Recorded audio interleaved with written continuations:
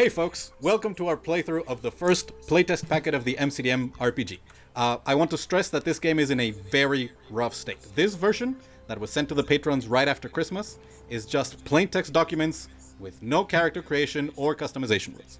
It is not a starter set, it is not a quick start. The only enemies are the ones included in this adventure, and the adventure itself was made from pre-existing maps by Cze and Peku, which means the adventure design is more like other fantasy games, because it's not clear yet what a good adventure looks like in this system. But I think this shows a lot of progress. And of course I do. I follow the development on Patreon for months, but now we actually get to play something. A few of us have played some Danger Room scenarios with some made-up enemies, but we're still learning this system, which means we're going to be stopping to check the rules, we're going to try to make sure we get it right, because we want to give good feedback from this test. We've also linked MCDM's video about the game that goes into some more details on the system. But now, we begin the actual adventure. Let me tell you of the days of high adventure. When first we meet our heroes, they are making their way north through the grey waste. Twisted trees rising from the swamplands into the grey sky that is darkening with an oncoming storm. The Tower of Coins and Swords is an abandoned mage tower that is just now north of the town of Sealton Heath, which I will now be marking for you all on the map, slightly to the west of the barony of Bedegar. This tower has stood dormant for more than a century in the marshes of the Grey Waste. It was built by an ancient empire, lost to time, and the tower's faces display timekeeping devices that Lady Rana, the noble of Sealton Heath, and other nobles like her call clocks. It's up to you if you have been to places of civilization where something like clocks is known. A few years ago, Tace, a local wizard of great repute from Bedegar, explored this tower and left a note on the main door that reads, "Do not enter under any circumstances." The people of Sealton Heath have avoided the tower ever since, knowing that if the things inside scared Tace, they are not to be played with. Last week, however, the clock tower came back to life. Its colorful exterior lights are now shining in the marsh at night, as the hands of the clock faces at the midpoint of the tower are turning for the first time in millennia. So the leader of Sealton Heath, Lady Rana, sent 3 sages to investigate. No one has heard from them since they left for the tower 6 days ago. You have been sent to find the missing sages, and you now stand outside the square tower in the humid, brackish marsh as threatening storm clouds gather overhead. The tower is looming above the twisted trees. You can hear whirring gears from within as the clock's faces are lighting in shifting hues of orange, purple, blue, yellow, and green. It's about 150 feet tall, rising up into the sky, and there are a pair of double doors at ground level on the south side. Your group was put together by the wizard Tace of Bedegar, sent to aid Lady Rana in this moment of need. So please, Elena, tell us about your character. Yeah, hi, my name is Helena, and tonight I'm playing Instar, the High Elf talent. Alejandro, please tell us about your character. Hi, I'm Alejandro. I'm playing the Good Elf Shadow. Diego, introduce Hi. your character. I'm Diego. I'm going to be playing Pulti, human conduit. Patty, please introduce your character. Hello, my name is Patricia, and I'm playing Lobo, a dwarf tactician. Yeah. And finally, Juan, please describe your character. Sure. Hello, everybody. My name is Juan, and I'll be playing Ragos, the Orc Fury. Okay, so we begin on the outside of the tower. There's these large wooden double doors in front of you. The walls are made of stone, like I said, about 150 feet high. So, you are experienced adventurers. What do you do first? All right. I'm seeing some doors before us. I think it should be me, the one checking for any kind of traps. Sure. If that doesn't work, I'll just kick them open. That's not a problem. Of course do you we- will, honey. Do, That's what do, you do do. we know something about the sages? Like You know the names? names. Darrow Pine, Willow Scareth, and Moira Grin. I posted their names in the chat. You know they're of varying ages. One, Darrow Pine is fairly elderly. One of the women is more middle-aged, and one of them is quite young. But you haven't seen their tracks here in the swamp. But tracks are difficult to follow in this terrain. All right, I would like to take a look at this door, make sure it's safe for us. Sure. So make an intuition notice test. So I'm if gonna you make- are trained in the notice skill, you add a d4. And like all tests in the system, it is 2d6, and you can add d4s as boons or banes as the situation calls for it. I am not skilled on notice, so Someone could be helping you and giving you the assist maneuver for a d4, or other people can be looking around. As your shadow is approaching the doors, you could look at the rest of the tower, you could move around it. Yeah. I think I'm gonna take to the right of the tower. Try to go around, looking for any other entrances, maybe. All right. So whoever wants to may give me an intuition test with notice. I think, Kaya, you can give it to me with reason if you prefer. If you are specifically looking at the doors themselves. yeah, I'm going to prefer that. And so this is ability reason, Yes. and no one's helping me, so without boon, and this is the roll. Oh, 11. That is pretty good. There are... You approach the double doors. There is a very thin seam in between them, not enough for you to see through, but you get an impression of light on the other side of the door, and because of how it's interrupted, you can tell that there is a bar that is blocking it. The seam is not wide enough for you to peek and see the other side, but you, with your thin light blades, you could It is wide enough for a yes. dagger to slip through. But more importantly, you spot, because you passed the threshold of 9, which is considered a medium difficulty in this system. 7 is easy, 9 medium, I believe 12 is difficult. You see that there are multiple tiny holes that have been carved into the door. And as you're inspecting them, there are small needles that are been loaded with springs that are compressed in them. So you can try Yeah. and lift the bar, but you can't see the trigger mechanism, but surely it's related to that. This one is trapped, guys. I don't think. can we it's a do good anything idea. about it? I approach with Instar to take a look at what is. Sure. I'm As you're approaching, trying- Ragos, looking- you were inspecting the outside of the tower. Go ahead and give me an intuition Yeah. notice test. Sure. That's an 8. 8. You're looking up at the tower. It extends over 100 feet up into the sky.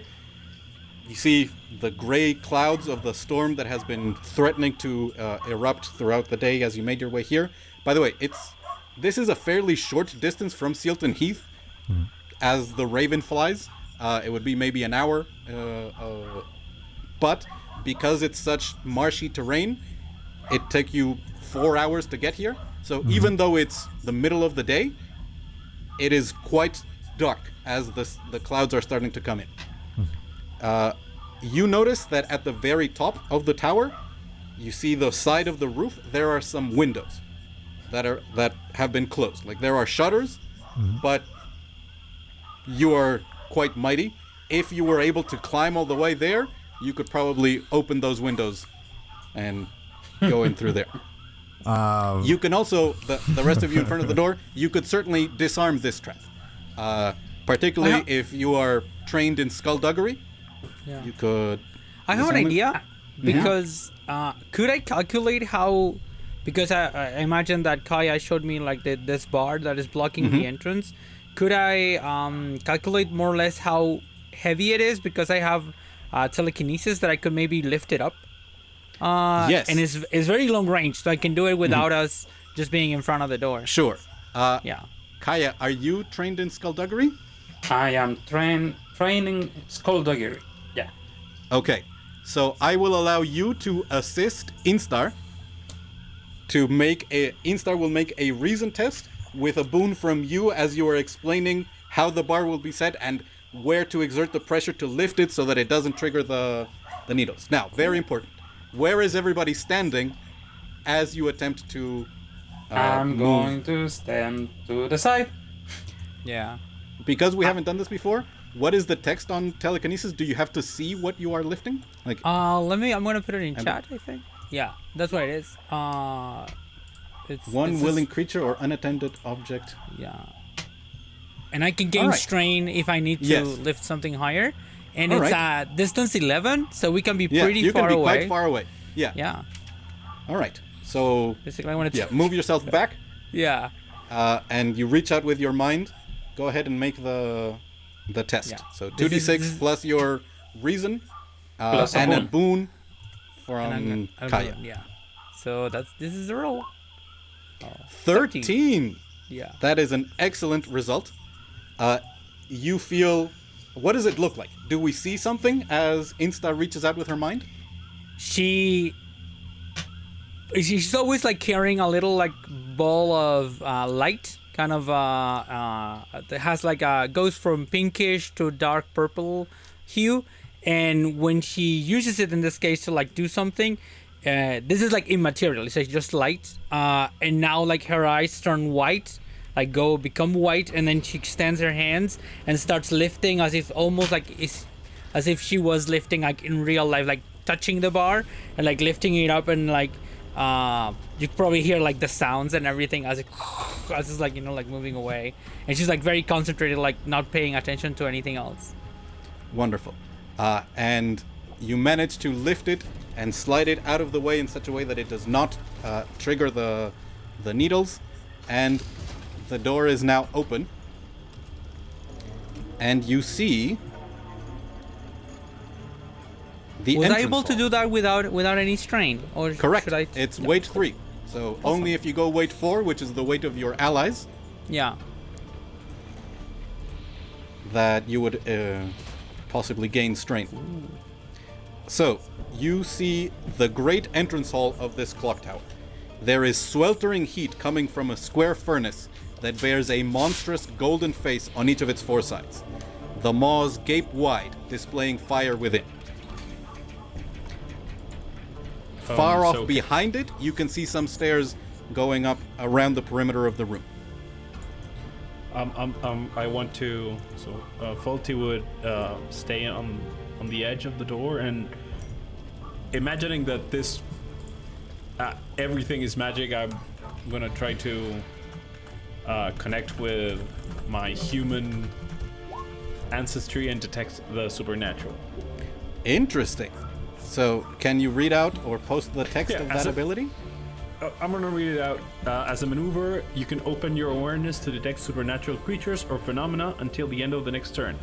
You know the location of any supernatural object, undead, construct, or creature from another plane of existence within 10 squares of you, even if you don't have line of sight to them.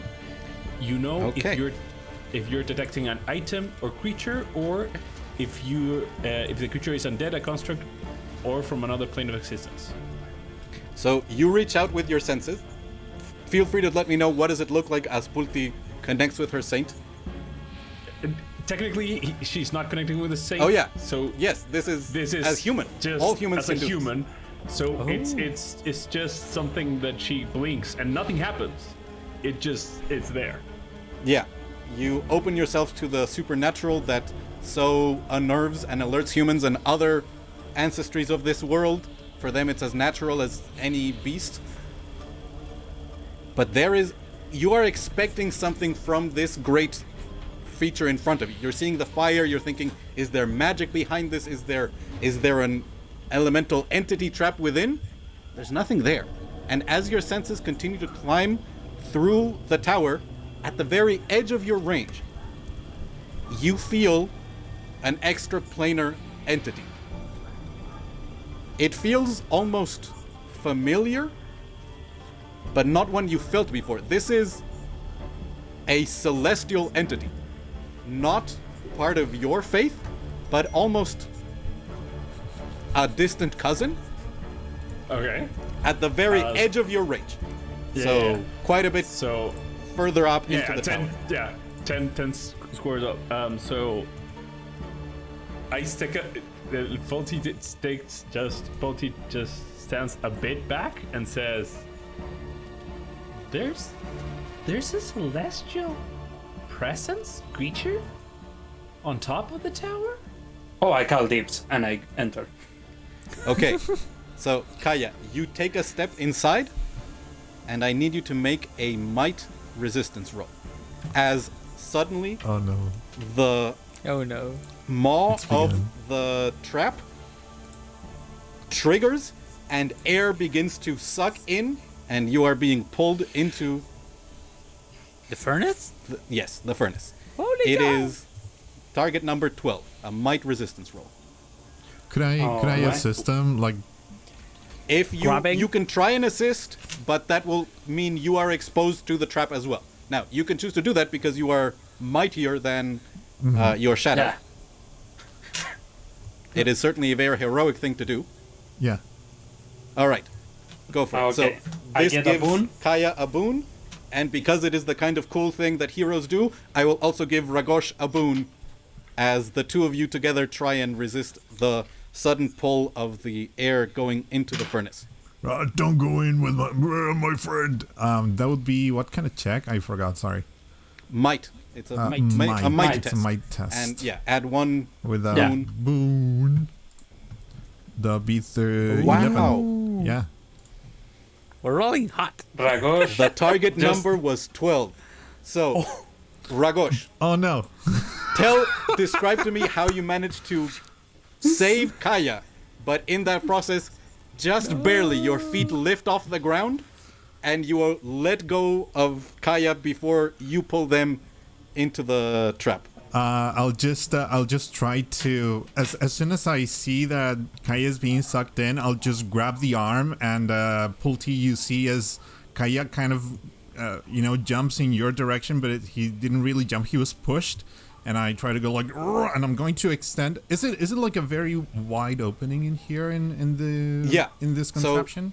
So the contraption itself, you can see, is like 7-8 squares wide. Mm-hmm. Yeah, 10 squares wide. The maw itself is about 2 squares wide. It's certainly more than enough space for you to get sucked in to the mouth of one of the facings. Even if I try to like extend my arms to. You failed your resistance roll. Now, Okay, yeah. there is nothing currently holding you inside the trap, so you think you might be able to get out again. Can we try to assist him from I have a outside? question. Yes, I have a question. I am a dwarf, so I have this unmovable grounded. This is it would work because it says an enemy, but this is like Yeah, a different... so if you are saying this trap would still pull at you and may be strong enough to pull you in. Now, you see the maw is still open. There is still wind rushing through. So Ragosh, you see, flies into the fire, but we are going into a form of initiative where we're going to go turn by turn. So one of you may take actions to try and disarm this trap or save Ragosh from within, and Ragosh may be able to save themselves up. Now, if any of you have a knowledge or crafting skill, perhaps clockwork or blacksmithing, I have knowledge clockwork and knowledge magic as well. And I have Go ahead and- knowledge clocksmith. Blacksmith. blacksmithing. By the way. All right, both of you go ahead and make a reason test with D4 for having those skills. As particularly Pulti, you mentioned that this is not magical in any way. This is a mechanical trap, and so both of your minds are going like, how would this be achieved? Can I can I assist her? Sure. Go ahead. Because I'm like, my reason is not that good, so. So in that Yeah. case, I would Does roll this- with 2 boons. 2 boons. Correct. Cool. Does this test take a I'm going to say. a turn? Well, let me check the cheat sheet. Normally, I would just give it to you, but I'm going to Says- check making a test. Add a B1 if you have a skill that applies. Making the test downtown. it Because I doesn't have a say. rope. Maybe I can try to throw the rope to Ragos and hope that the rope doesn't burn, so we can pull it like Pull fishing. Ragosh out. Yeah. There's no Fish fire the orc? yet, so I think Yeah. Wait, Ragosh is not in burning. Combat, if we're talking about combat, it's a maneuver. In combat, it's a maneuver to make Yeah. a test. Yes. All right, yeah. So I will, yeah. It's we'll say it's the maneuver of both your tactician and your Conduit. conduit. No. Sorry, your talent and your conduit. Now I will say Talent. this is not an instant death trap. There is fire in there, but your fury in particular can take a lot of punishment, and this amount of fire would be lethal to a ordinary mortal. But you are heroes. You have been through dangerous adventures before. Ragosh can withstand, I don't know, 20 seconds in there, maybe. Depends how the dice go. So you have some time. Can I? So are we, or are we going to go through turns? Because I would like also to help to pull him out. But I think it's one of ours and one of theirs. Well, So, in this case, okay. there are no enemies, so we're gonna go one at a time so that each of you has a chance to do something. Now, Captain Lobo, you would know. Right now, Ragosh is inside the trap. You could certainly help, but to do so, you would either need to be in there with him, or you need some more information as to how this works to help from the outside. what does it look from the inside though? Like first of all, my first question would be before that, where the moles are on the floor, is there anything like soot or any marks that could tell me, oh, this thing is going to breathe fire out? Interesting. Good question. Make a notice check, a notice test, and I'll say for you, this is your maneuver, but you still have your action, which you can use for something else. Notice, and that is We're gonna call it intuition. Right now, you're Intuition, not okay. taking careful time. This is about your experience surviving in dangerous situations. okay. That's 10. 10. Okay, so now you're within. There is fire swirling around you, and you know it's starting to build up. But as you look up in the center of the circular fiery chamber, there is a fan there are multiple metal blades spinning above you that are creating the currents of fire and wind that sucked you in and is heightening the fire. So you could certainly, to get out of this, you could try and just use your might to get out and just walk out against the wind, or you could try and mess with that fan to lessen the wind.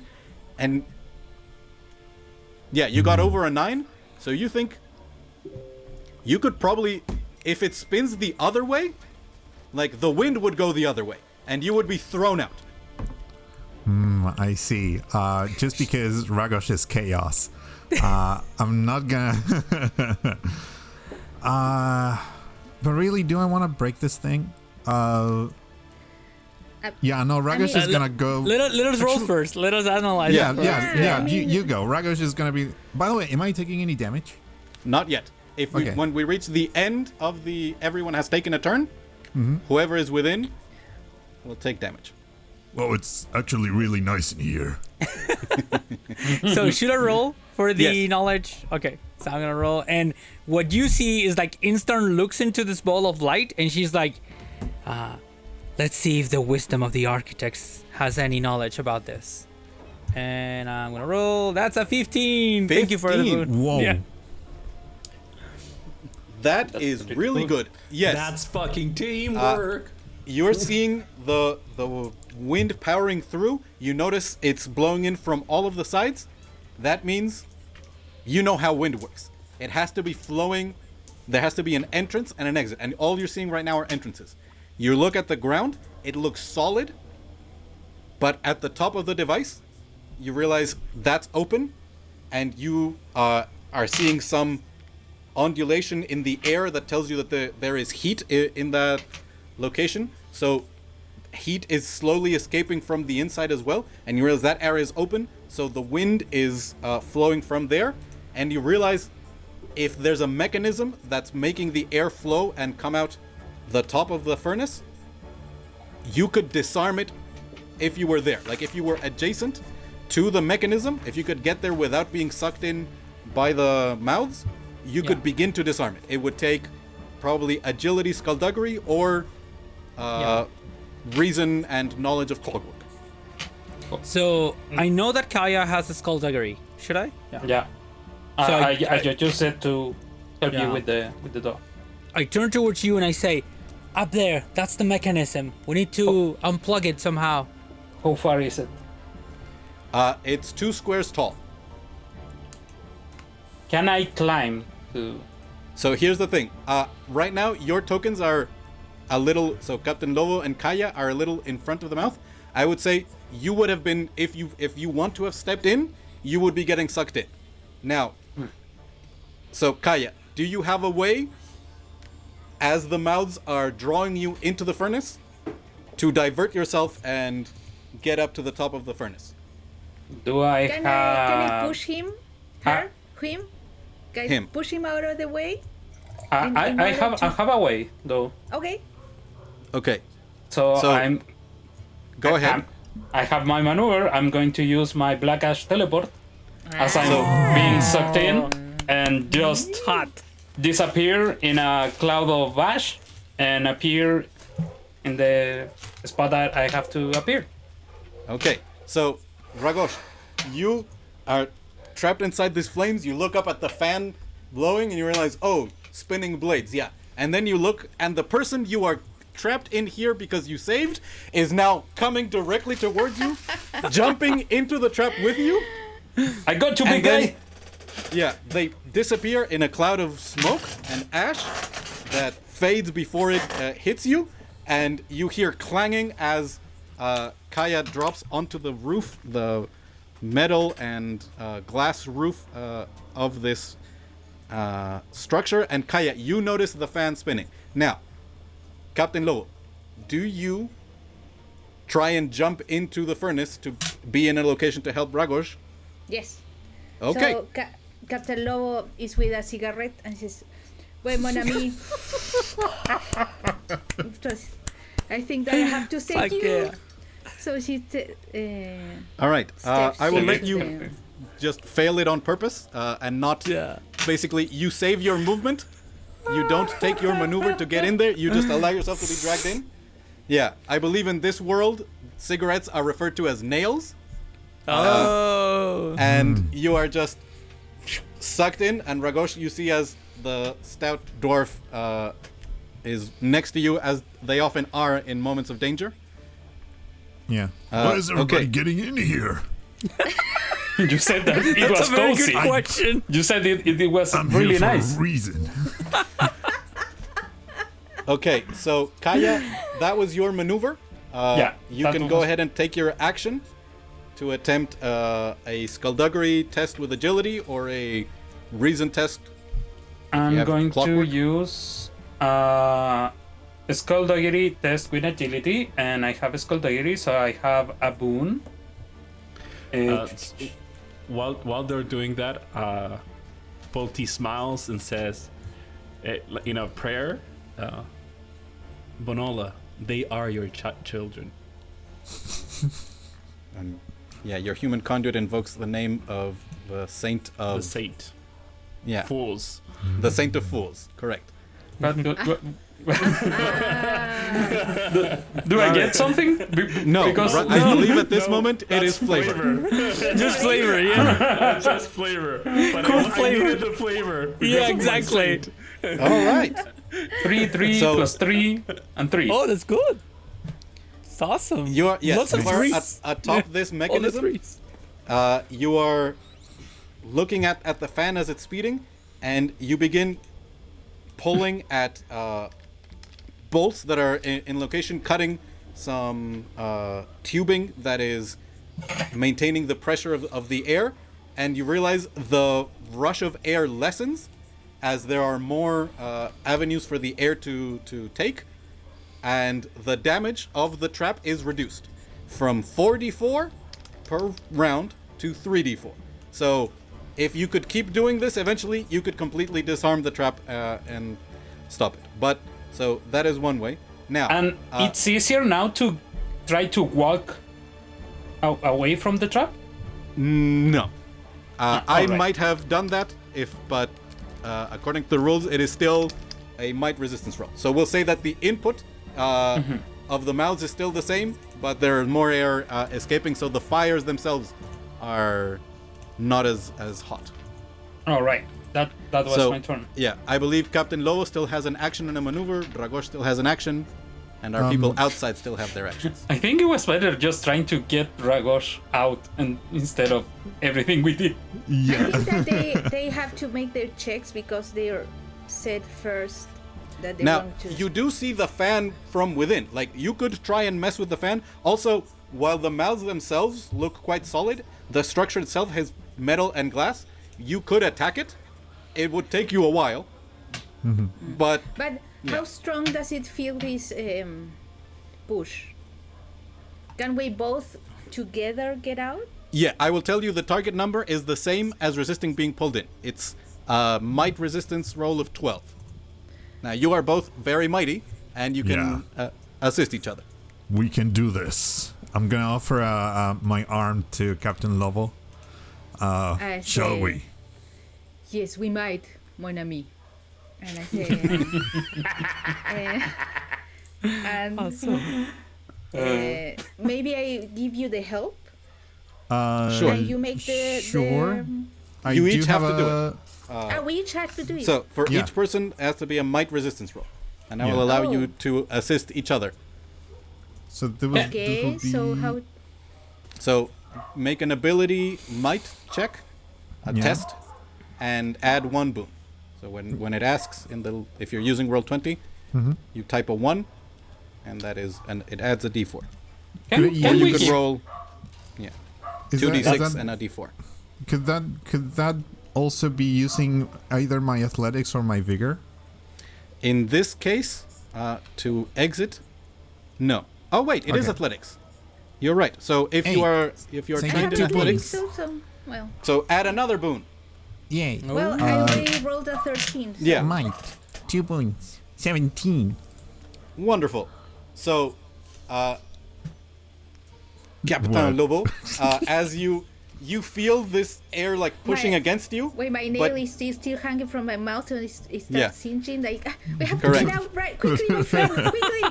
The two of you manage to pull yourselves out of the device and tumble off to the side of the mouth, and you are now out of danger, which is extremely important. But currently, you have Tulti and Instar still outside the tower, and currently they can't get in as the air is.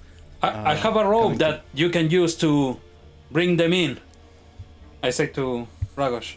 Sure. So I will say I'll allow that rope to give them a boon on the resistance roll, but they are still going to be like getting pulled, and you're going to be trying to like pull them along on the rope. yeah. So they might still end up inside. Now I might say if it's Dragos and Captain Lobo pulling, I'll say they could roll the might resistance roll, but it is still a 12, or But with they two get pulled in. boons?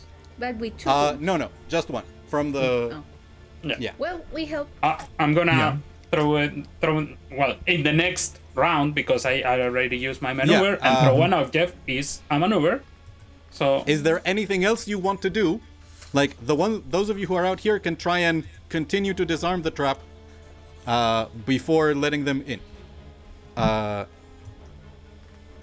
Instar, I'm trying to think of if there's a way that you could. No, this thing is way heavier. I don't think you have the strain to affect it. Okay. So, Could I guide maybe someone with my knowledge of clockwork or Sure. magic? in this particular case, and just because it is cool that Instar can communicate telepathically with, I believe, anyone within like 10 or 30 squares. Yeah. Yeah, you can be giving instructions over the roar of the furnace as it's blasting. So, is anyone else climbing on top of the furnace to try and deactivate it, or? So we jump to the next Yeah, round. because I already did 2 things, I think. Yeah. Maybe Maybe Instar can guide me telepathically with with her clockwork knowledge to see if I can deactivate it sooner with my skullduggery. All right. So no one goes into the. You see, as there's a flare of fire suddenly that would have singed anyone trapped within, and will move to the next round. And so now you can go ahead and make another agility skullduggery test. And now I'm going to guide Kaya telepathically, and what you see, well, actually Pulti's the only one that's by my side. You, Pulti, see like she's like talking and no words are coming out of her mouth. She's just like you know, like kind of doing like A fish. the mouth is moving, and then you are hearing like the And I hear. walk. So I get 1 boon for skullduggery and 1 boon for the Instar. assist. Yeah. Yeah. So this is the check. Ooh, that's 14. not the best. All right. So, does anyone? So that succeeds, and the fires continue to diminish. Does anyone else have something that they want to be doing, or are you happy? With my maneuver, I'm gonna throw the rope, so you can Yeah. use that if you want. I look at Lobo and I go 1-on-1. Sure. All right, so I'll toss my rope to Instar. I also have a rope, so you don't have to. Everybody has. Everybody has ropes, appropriate so that, adventuring equipment. so that Well, we don't use my one rope for is- everybody. Better. Actually, yeah. You have. It's a silk take. rope. Of course, it's better. What the hell is this? It's full of cat hair. Shut the fuck up! I know. All right. So I'll leave it up to Pulti and Instar. Are you choosing to step in, supported by the rope? Yeah, but again, it just double checking here. This is a might roll with. Yes. And with- because of the rope and Captain Lovo and Ragosh, I'll say you can choose for them to roll with their might. Yeah, Oh, but yeah. it's Yes, it's please. might with athletics. Currently, it's might resistance. No athletics for you to resist. Okay, right. So then I'll you see Polti not even second guessing, just tugging the rope in the hand and shouting, "Who threw me the rope?" Lobo, I guess. Yeah, I think Captain Lobo. Captain Lobo. Yeah. Then I say, "I'm yours, Captain," and I will literally just start walking to just like this is Okay. So, Yeah, no. Please, I think Captain. Ragosh knows that Instar is like, you know, like has I don't know, weighs like 80 pounds, like wet. Yeah. So she has like no strength there. She Yeah, has, like, she's this basically a kite for me. It's Yeah, cool. exactly. It's like all right. So I roll. So, yeah. Polti roll. Captain Lobo, please. yeah, make a roll might for me. test and add a boon. Okay. Oh, 14. Excellent. So, Hey. Pulti, you suddenly feel yourself picked off your feet, and Captain Lobo is spinning her arms incredibly fast as she pulls you in, and you go horizontal for a moment, almost impact the face before she manages to pull you aside, and you land next to her. And now, Ragosh, please, hopefully have a similar result for Instar. Okay, so that would be how many boons? Just one? Just one. Okay. So that'll be 13. 13 Yeah. is, I believe, exactly what you needed. Yeah. Oh no, meets it, also beats it. So it could have been one lower as you managed to get your talent similarly looking more graceful, as perhaps she is more used to floating ominously Somehow. or heroically through the air. Yeah. Spins gracefully and lands on her feet in front of you. And I will say you are out of danger. You have a way to disarm this trap, so I'm not going to make you roll a couple more times. Oh, but I guess you do have the choice. Do you want to leave this trap active? Now that you know how to avoid it, you can climb over it and get to the stairs on the other side. Or do you wish to disarm? You guys come come up here, and we can avoid it. We Maybe. can use your rope now. I don't want to share my rope now, you dipshit. No, this was his rope. Don't worry. You said this full of... Yeah, There is some stairs in the background. yeah, over there. Yes. You see stairs climbing up. So yeah, On so, the, yes, the northeast going corner. up the second mouth so we don't disarm. Yeah, the you trap. don't trigger it. So Okay. question, did you say there was this kind of celestial thing? Yeah, I said it. So I have this knowledge monsters. Mm-hmm. Can I use it? I mean, you can. Right now, what you know of Celestials is that they are extraplanar creatures. They are wont to grant blessings to mortals in more favorable terms, but tend to be more restrictive than lower planar creatures. O sea, I have they're- never killed a celestial. So no, okay. I don't say Right. anything then. So you climb your way up onto the furnace, and like I said, so the only it's up to you if you take a few more seconds to disarm this trap, or leave it. No. Oh, let's leave it. They had Let it. the people burn. Yeah, Yeah. it could be useful. Okay. So We have, you we have to get out carefully- of here, you know. Yeah, at some We point. may be you- in a rush. So one thing that you noticed, as Ragosh, you were within, and Captain as well, there were no bones of sages, like, burned inside the furnace. Inside the furnace.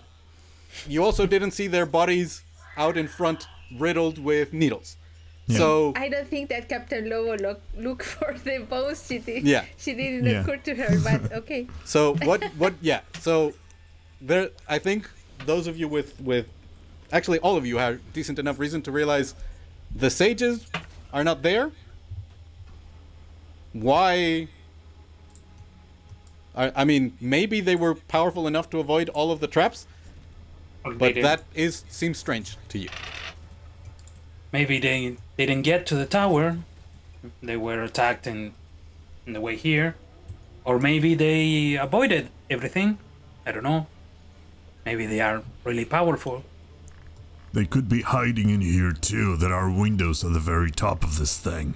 Why There did could be a secret door or a should have secret climbed. room or something. the What? windows? It's like I always do that. Climb things. I mean, look, I really wanted to jump it, but it's a little bit out of my capabilities. But if you want to go outside and do it, that's up to that you. sounds like a you problem. Yeah, it's So, definitely. sounds like I mean, a skill issue. yeah, I mean, there are limitations. I'm not stupid. I mean, I'm not completely stupid. I don't know about that. Okay, Alright, so that's you're making your way up the stairs. And checking you for notice- traps. I'll Yeah, jump this- from here to there. Sure. Yeah, and you see as Ragosh prepares themselves and leaps well over all of your heads and lands a good 5 squares away on top of the stairs. You notice this furnace is not connected to any other structures. And you gather there was probably something on the floor that activated it. But as you look up, you see shapes of massive gears turning, and you see beyond the shadows gears, there are some sources of light above that, and you hear as the metal and chains moving. None of that seems connected to this furnace. Like, this furnace is set up here on the ground floor, and maybe there's something under it, but you don't see anything connecting to higher up. So you currently have to go up these stairs to get higher. So Alright, we do, I guess. yeah, feel free to. Whoop. No. No, I fell off the stairs. Don't fall, yeah. Okay. So you make your way around. I will delete this as well, as the rest of the level opens up to you. And I'll move you to the bottom left corner, and let me know what your marching order is as you are approaching the shadowed forms of these massive gears above you. I'm gonna take front. I'm gonna take front too, like checking for traps Alright, I'll and be messing behind with the big guy. No, take front with me. If I Okay, get sure. pulled, you can pull me out. you. Yeah, that's true. Okay, so I will now copy you. Rigor, I think I should be where I am on the map right now. Like, Okay. just as protected as possible. I'm going to paste you over here, and now move you over from Route 20 as you are climbing your way up this tower, and let me know when you can see. I can see. Yep, I'm good. Okay, so we are entering the second floor of the tower, the gear hall. The floor of this level is made up of several layers of massive gears that are slowly moving into place. You hear the ka-chunk, ka-chunk as they turning. You see there are these massive counterweights that are connected to higher above this level, maybe 6-7 squares up high. A great shining spinning gear that is almost the size of the room itself. But in front of you there are several layers of gears and these counterweights, and more importantly, on top of some of these gears you see small scaled warriors that look like a cross between a person and a dragon, and they are moving atop these gears. Captain Lobo, you said you have knowledge monsters. You recognize these are kobolds, and you know they are extremely disciplined, and they tend to work in squads to make up for their inferior size. And they don't appear to have noticed you, but you also don't surprise them. So we are going to roll initiative in the system, which means one of you roll a d6, and then we're going to be going one of you, one of them. Sort of like Well, what is Buddy. being called zipper initiative. I call to my friends like, be careful. These are the creatures there. Can we keep these characters? I love we it. keep I love these it so characters, much. please? Yeah, I know. I'm I here want for Captain this. Lobo to persist and live a happy life. I mean, we're gonna see if Captain Lobo lives, but yeah, when at some point we switch over to using the MCDM system, whoever survives this adventure can remain canon in the Captain Lobo. world that I run. All right. I promise you that. So we don't have a surprise or anything. And No, we don't, because we didn't stealth but I here.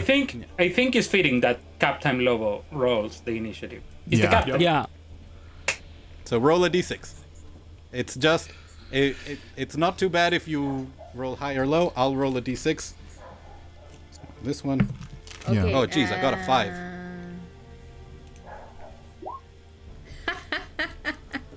We never three. go All right. first.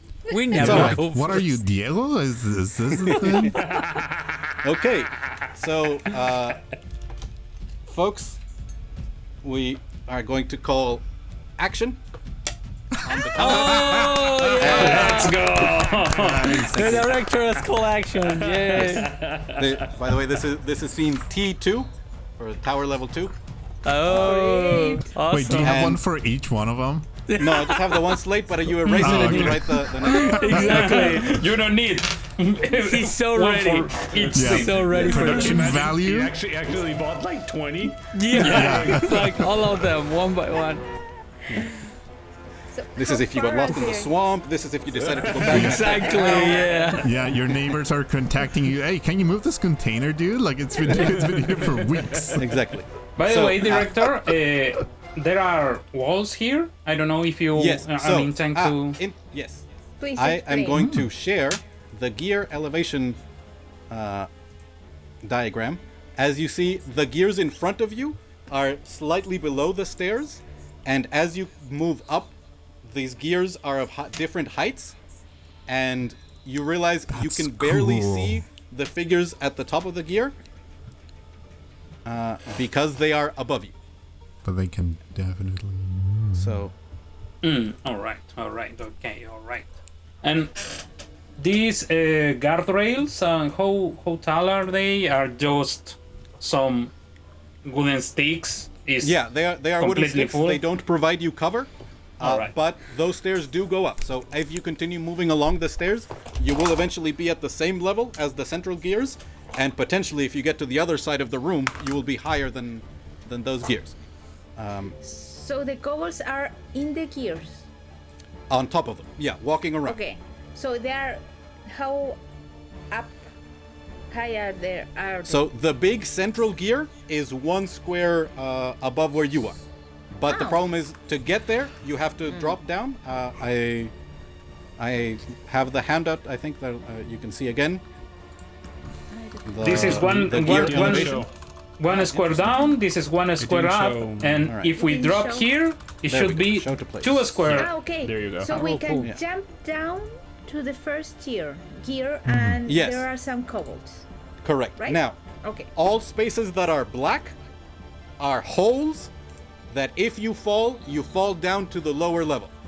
Which is why I was asking if you were activating or deactivating the trap. Because depending on where you fall, you might land in the trap. But said it! we can push the kobolds now. Correct. Yeah. You That can is push also the kobolds, and they themselves may fall into the trap itself as well. That's funnier. Yes, no problem. Combat tracker is there. Currently, nobody has taken their turn, but one that you cannot see because they are above you on the gear is a Kobold Centurion who is going to see that they are under attack, and since they are currently the supervisor in this area, you know what? I'm just gonna remove that. It was cool, but you get the idea. The Kobold Centurion is going to attach, you see, a small satchel to the tip of one of their short spears and launch it straight at you. And you are all perfectly placed for I have an a area of question. effect. Yes. To jump, how I can't find the route to jump. So it's a maneuver, I believe. Normally you can jump a certain amount, which I believe is your might, and you can attempt a test to jump longer or higher, and you can, if you get a run up, that can help. In our turn, Yes. basically. Okay. Currently, you see as this pilum gets launched in your direction, it's starting to spark, and you realize it's an explosive of some kind. These and are it lands. Roman in- kobolds. Yeah. What? Yes. Pilum. They were part, I believe, of the Kalian Empire, and they were trained in the warfare of their legions, and they've maintained that discipline since. So this is a sonic attack.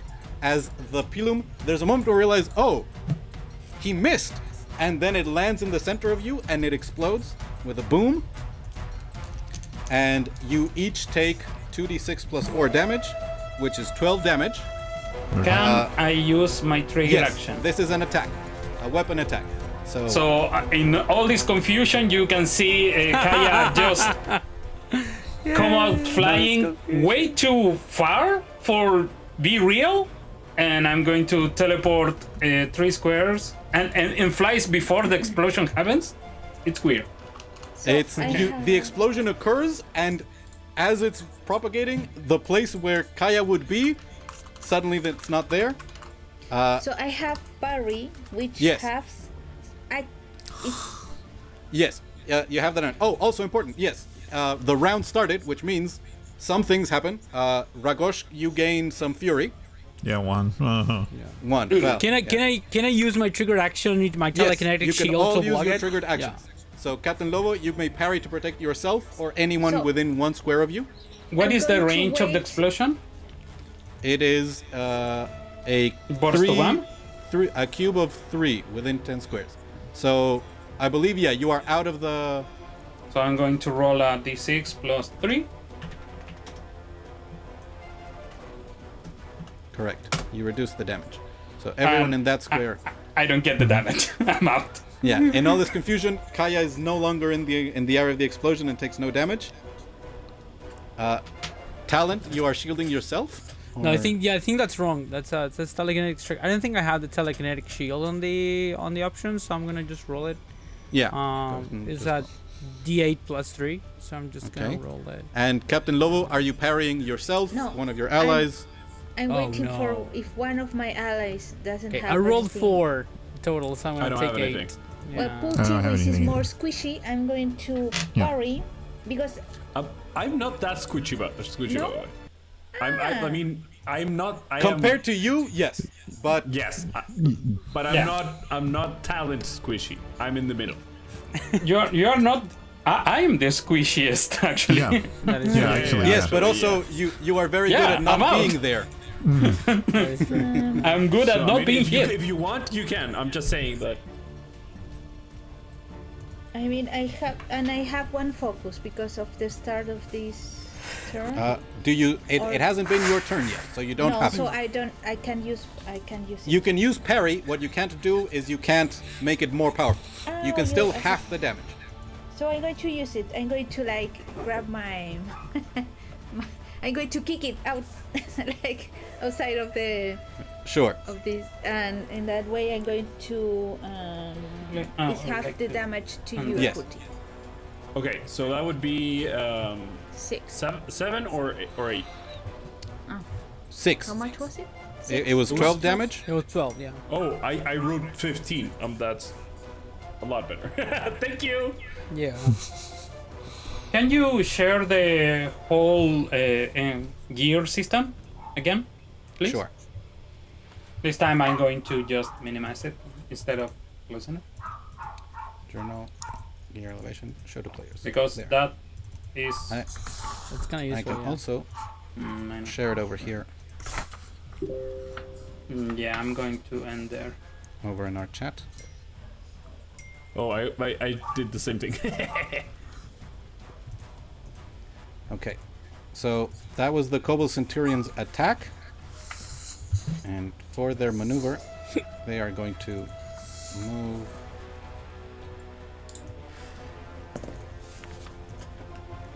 Yeah, and you see as they dash across and get closer to one of their allies, and you realize as he's lifting up a large shield that covers most of their body, the other kobold also shift their shield, and now they're covering themselves. And now we move to a hero turn, and as we are just starting, one of the things that could be done is you should discuss maybe a strategy that you want to take as a group, or if one of you has something particularly cool that they want to do, maybe they could go first. From here, can I attack the ones on the gear with a range attack? Yes. If you have enough range, which I don't know how much exactly range the Yeah, Shadow I'm has, thinking. But yeah, they're at the edge of the gear. You have enough of them is poking out that you can see them. The ones, the Centurion and the Adeptus, are more difficult as they are now further back and they have more cover, which I believe is 2 Banes on attacks on this turn. Does someone has a mean to get into the gear, like right now? If I can jump anywhere. I can leap I think anywhere. That Ragosh is can. true. Do Yeah. you want to go first? Sure, yeah. So Ragosh is just gonna leap. Ooh, actually, where do we want to go first? I want to try something here. My question, DM. Sorry, director. Thank you. This distinction. When I push, it's a straight line, but is that straight line drawn from the direction I move from? So, for example, if I move diagonally. If I move diagonally, do I push diagonally as well? No. You can choose a straight line from where you are when you initiate the attack. Cool. So I'm gonna jump here. And I'm going to use my brutal slam against this little dude, and I'm gonna push him 1, 2, 3, like here. Sure. Do they get a resistance roll, or are they just pushed? That's the effect. So the effect. So okay. No, so the only way to prevent that is to completely prevent the damage, and this Kobold Legionary does not have. Their shield's up, right? I mean, he does have a shield, but okay. they are not defending each other. They have to be adjacent to each other to do that. An enemy within 3 squares. Nope, never mind. Go ahead and do your attack. Okay, so what the poor kobold sees is just a mass of green dude falling onto him, and the axe that has like the bear skull onto it pushes him away. So it's gonna be 2d6 plus 6, and that's my move. So someone else, I mean the enemies can start moving. Go ahead and roll the damage. 2d6 plus 6. Oh my god, I'm typing terrible. I believe you can sorry. if you're 6. doing it here, you can use the macro. Ooh. Yeah, I know, but I'm stupid. 12. Okay. So when he attacks, Pull-T will smile and say, "Fools find their own way," and trigger get the trigger action and use Holy Infusion on this guy, the one on the closest to me. I think Holy Infusion is when your ally makes an attack. So right now you could use it on Ragosh's attack that they just made. So isn't okay. It's so your ally. Is it? Yeah. But it's. Okay. So then you roll a d4. Yeah. I misunderstood the text. Yeah. Okay. Your axe shines with a boon. Ooh, very good. So that's another 4, and the Legionary is. You see, this was a solid hit, but the Legionary looks fairly beefy. These in particular have heavier armor. They have a shield that they're holding quite solidly, but they are just not big enough. You are larger and stronger, and they put up the shield and your axe slams into it, and they are sent back, and there's a moment where you realize that they are going to strike you, and suddenly there's nothing below them, and they drop down into the space below them as this Legionary disappears into the darkness, and we now move you past. Director, can we get a Kobold scream? I mean, Yes. Very important. well, this one is less a scream of terror and more of rage as it goes and disappears into the darkness. Thank you, Director. Awesome. And so the way we're using the initiative tracker, if you can see it, I don't know if anyone can, if everybody can. Yeah. There is one thing in the initiative called turn taken with an arrow leading up. So when someone has taken the turn, we move you past that, and everybody should have an initiative count of 0. But when you use your triggered action, you switch that to 1 to remember that you've used it for this round. And then when we move to a new round, you switch everything back to 0. That's it. So now it is the turn of one of the enemies. The Centurion already went, so it's up to the Adeptus. Actually, could I move one more square? Sure, if you Because I still used have 6? movement remaining. Yeah, I think I used 6. Yeah. So there you go. Very smart, very smart. As this Adeptus saw you moving and getting close, and you see as they close ranks with the other ranged kobolds, they lift up a satchel, and this is similar, but there's no pilum attached. They just launch it at you, and sparks are coming off of it, and it explodes in your face, and you take 2d6 plus 4 of fire damage as a firecracker goes off in your face. And I need you to make a resistance roll, target number of 10. A might resistance roll. Resistance might. So 2d6 plus your might. You take Might 9 resistance. points of fire damage. No boons, right? No boons, no. Yeah. So that'll be 11. 11. As you see this firecracker detonate, there's a moment where you are launched back and one foot slides, and you realize a weaker hero would have been sent flying back from the explosion and the confusion, and you would have been pushed off of this gear. But you resisted, and therefore you are So fine. I take 9. Yes, you take 9 points of damage. I believe your rage is still not high enough to grant you No. some measure of resistance. Nice trick. All right, one of you heroes.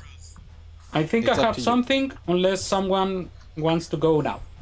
Go. Go for it. Okay, director. Mm-hmm. Do I have to end on top of the gear, or I can just grab myself to the edge and get myself hanging? Because I can move 3 squares, and that leads me to this point on the gear. Yeah. I don't know if So I will say you can be there, and because you are starting slightly higher, you are starting from the stairs at the same level as the gear, you can launch your attack in the air and then land harmlessly on the lower gear. All right, I'm going to use a Black Ash teleport to move myself That is 3 your maneuver. squares. Yes. Yeah, and I teleport 3 squares and can use my hide maneuver. Yeah. So I'm disappeared in a Black Ash cloud, And yes. Go and ahead. I'm going to use my hide with agility. I think it is. Yes, and I believe the target number is 9 plus the amount of creatures that are in the area, which is 4. I have a boon for this, So and I have. I believe an you have 2 boons because you are because a wood I'm a wood elf. I'm a cat boy, and I'm going elf. to. 9 plus 4 is 13, which 13. you just managed to hide. Somehow, impossibly, in these kobolds that have familiarized themselves with these gears, you managed to get there. Oh, I forgot one thing that is going to affect you, Kaya, at the end of your turn, and Ragosh happened at the end of your turn. Is it at the end of... Oh no, never mind. So you see these gears are spinning. At the end of the round, you're going to have to make a resistance roll to try and keep your feet on the gears. All right. The failure means you go prone, not that you get thrown off. And But prone then, is also bad. with my action, I'm going to use I work better alone, and attack this little guy from here, and I'm hiding, so I get an extra boon, Correct. and because has no allies adjacent to the target, I get another boon. Yes, and I believe that grants you 2 insight. Yeah, so I have 3 insight now. That's pretty good. I think technically you might have to have teleported there, because where you are now you would be falling into the darkness. Ah, yeah, Yeah, but but yeah, you that could was still move I was saying the. Jeez. Oh, okay. What? This isn't the case, but I noticed that you had a 6. Critical hits in this system happen on an 11 or a 12. So On the dice. on the dice, on the 2d6, the core 2d6 dice. So 2 6s happens fairly rarely, but a 5 and a 6 is more common. In fact, it's slightly more common than... It's about 8% instead of the 5% of rolling a 20 on a d20. So it's possible that we will miss it. And critical hits are a big deal. You get a whole other action when you crit. So All right. they can really change things around. So you do there's a moment where you disappear in a cloud of smoke, and suddenly, how does your dagger find the enemy? It's just the kobold looks confused by the cloud of smoke, and suddenly the dagger is already there. Yeah, and you hear as one of the others is like looking at to complain, and they move up to grab the dagger. Is the dagger still there, or does it also vanish in As soon a as puff of they smoke? take it vanishes in a puff of smoke. Yeah. Sounds cooler.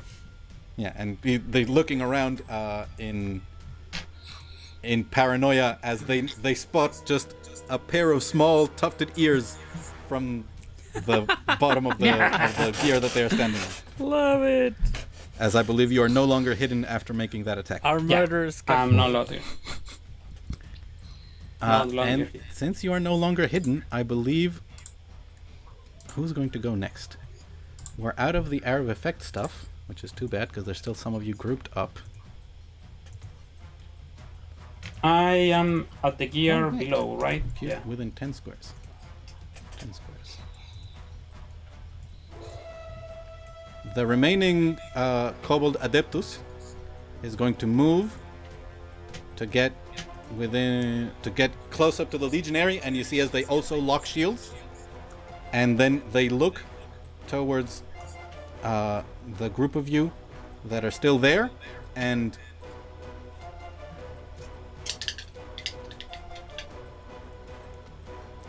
yeah, they were going to launch something at the group that was there, but then they see Kaya hidden in the at the edge of the gear, and they turn, and instead they launch a small bolt of lightning.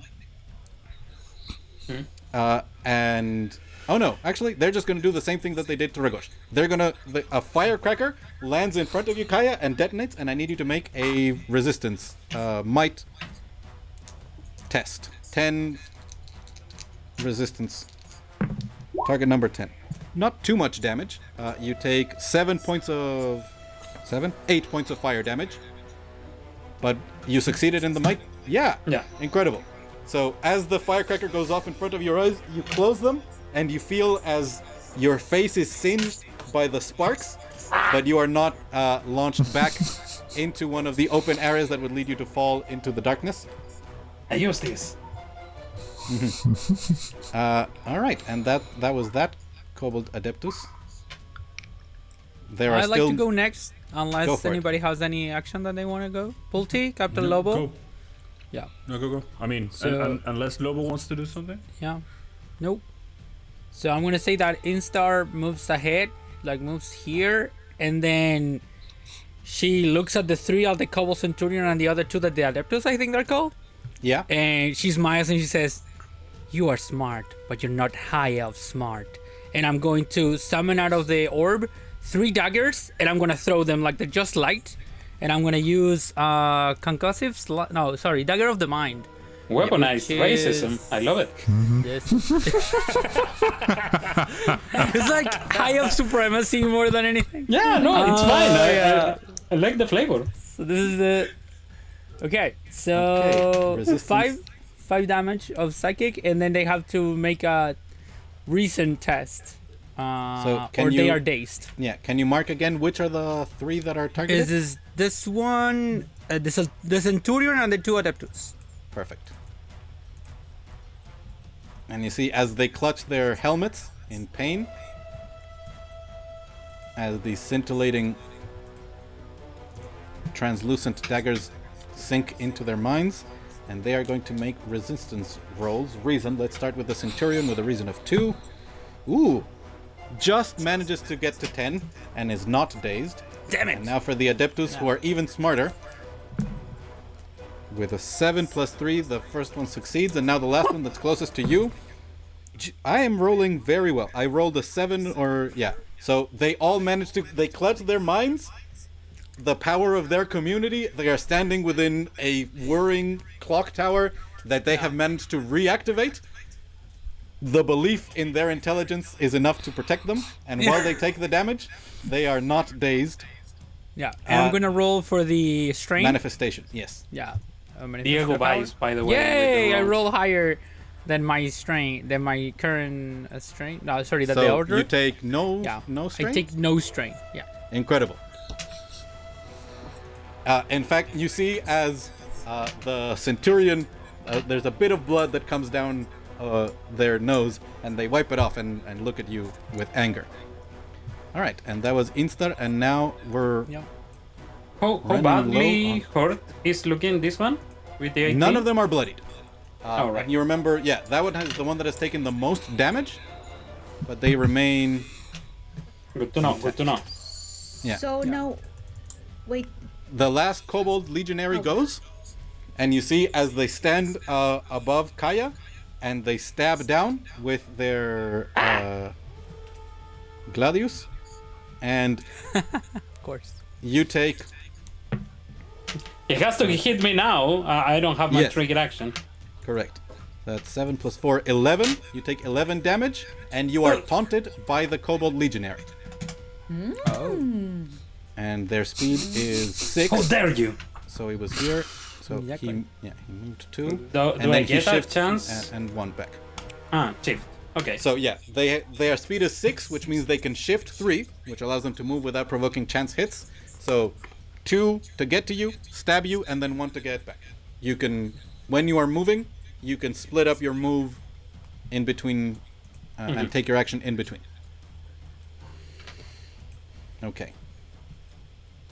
And the Kobold Legionary that went down on the ground is going to take some damage from hitting the ground. And they're going to maneuver and action to maneuver again.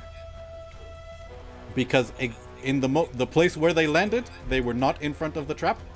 So they are now making their way up the stairs. You gather it's going to take them a while to get back up here. So now All it's right. Pulti and Captain Lobo. Yes, So you go. Don't worry. So all the kobolds went. correct. Right. And because they started and you got rid of one of them, at the end you get 2 turns.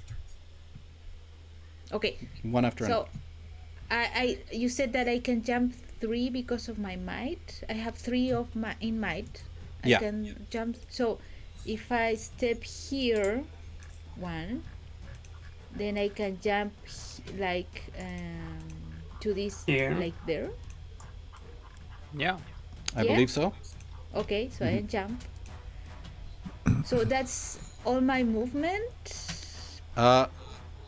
because I use 1 to move. It's no, as and- part of your movement, you can jump. So your speed, I believe, is 6. You still Yes. have 3 more that you can move. Okay. No, but I already used 1 2. and I used 3 to 2 more. 2 more.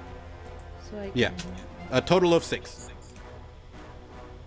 okay, so who is the strongest? The Centurion, I guess, right? The Centurion is certainly the one that did the most damage. They were the one that did the area of effect. But the Legionary is the one that looks the The toughest. physically Beefiest. strongest. Yeah. So I'm going to taunt the Legionary. First of all, free maneuver. And then I'm going to, so I already have 1 focus, and I'm going to,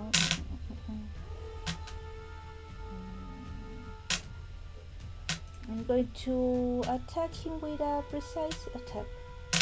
So I believe that's your basic attack. Yeah. The idea of a basic attack is something to use when something else gives you a basic attack or when you use a charge. In general, it's always better to use your signature abilities. Okay, so I'm 'Cause they going have- to use. I think. Yeah, they because always of have, your like, signature attack, your precise But you attack, see, but she's just not- attacks with reason. That's the special thing it has. But your other signature abilities have So I additional can effects. use So, a before- position. Yeah. Okay. yeah, position and I strike. just realized. Yeah, I just realized I could have given you a boon, but I didn't do it. I'm sorry. So if I use a positioning strike, I attack, right? And I give a target. Yeah, a hero within 10 squares of you can shift up to 3 squares. So I can attack, and then a hero can move. Correct. Shift 3 squares. Correct. Okay, so I'm going to use that one. I'm going to attack with positioning strike Okay. to the yellow one.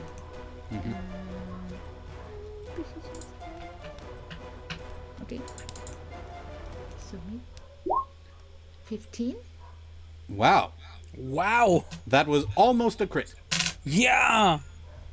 Very good. So very good. close. So, and I'm going to point to Ragosh and say, go and play, my big friend.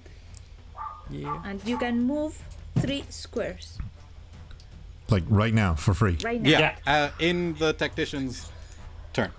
Yeah, Because yeah. that's what a tactician does. Play. I'm going to slow walk, like menacingly, flexing and being like as broad as I can, walking to the Centurion, like challenging him. Awesome.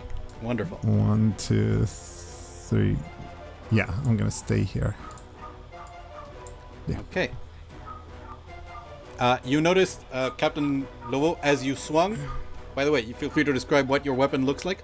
But the Legionary lifts up their shield, and then the Adeptus next to them puts their shield up, and your blow still connects. It does damage, and in fact the Legionary is bloodied as they drop below half health, but your blow was not quite as effective because they're protecting each other with a tiny shield wall. I mean, it says that sword, so a long sword. It can be a longsword, it could be a warhammer, it could be a battle axe. Okay, a warhammer. I mean, of course. So you feel the hammer impact the large shield of the Legionary. Some scales of it fall off, but still you could feel as the Adeptus next to them is providing them some level of protection. And I believe with that we are left with Pulti. Before that, a quick question, just to plan my turns ahead.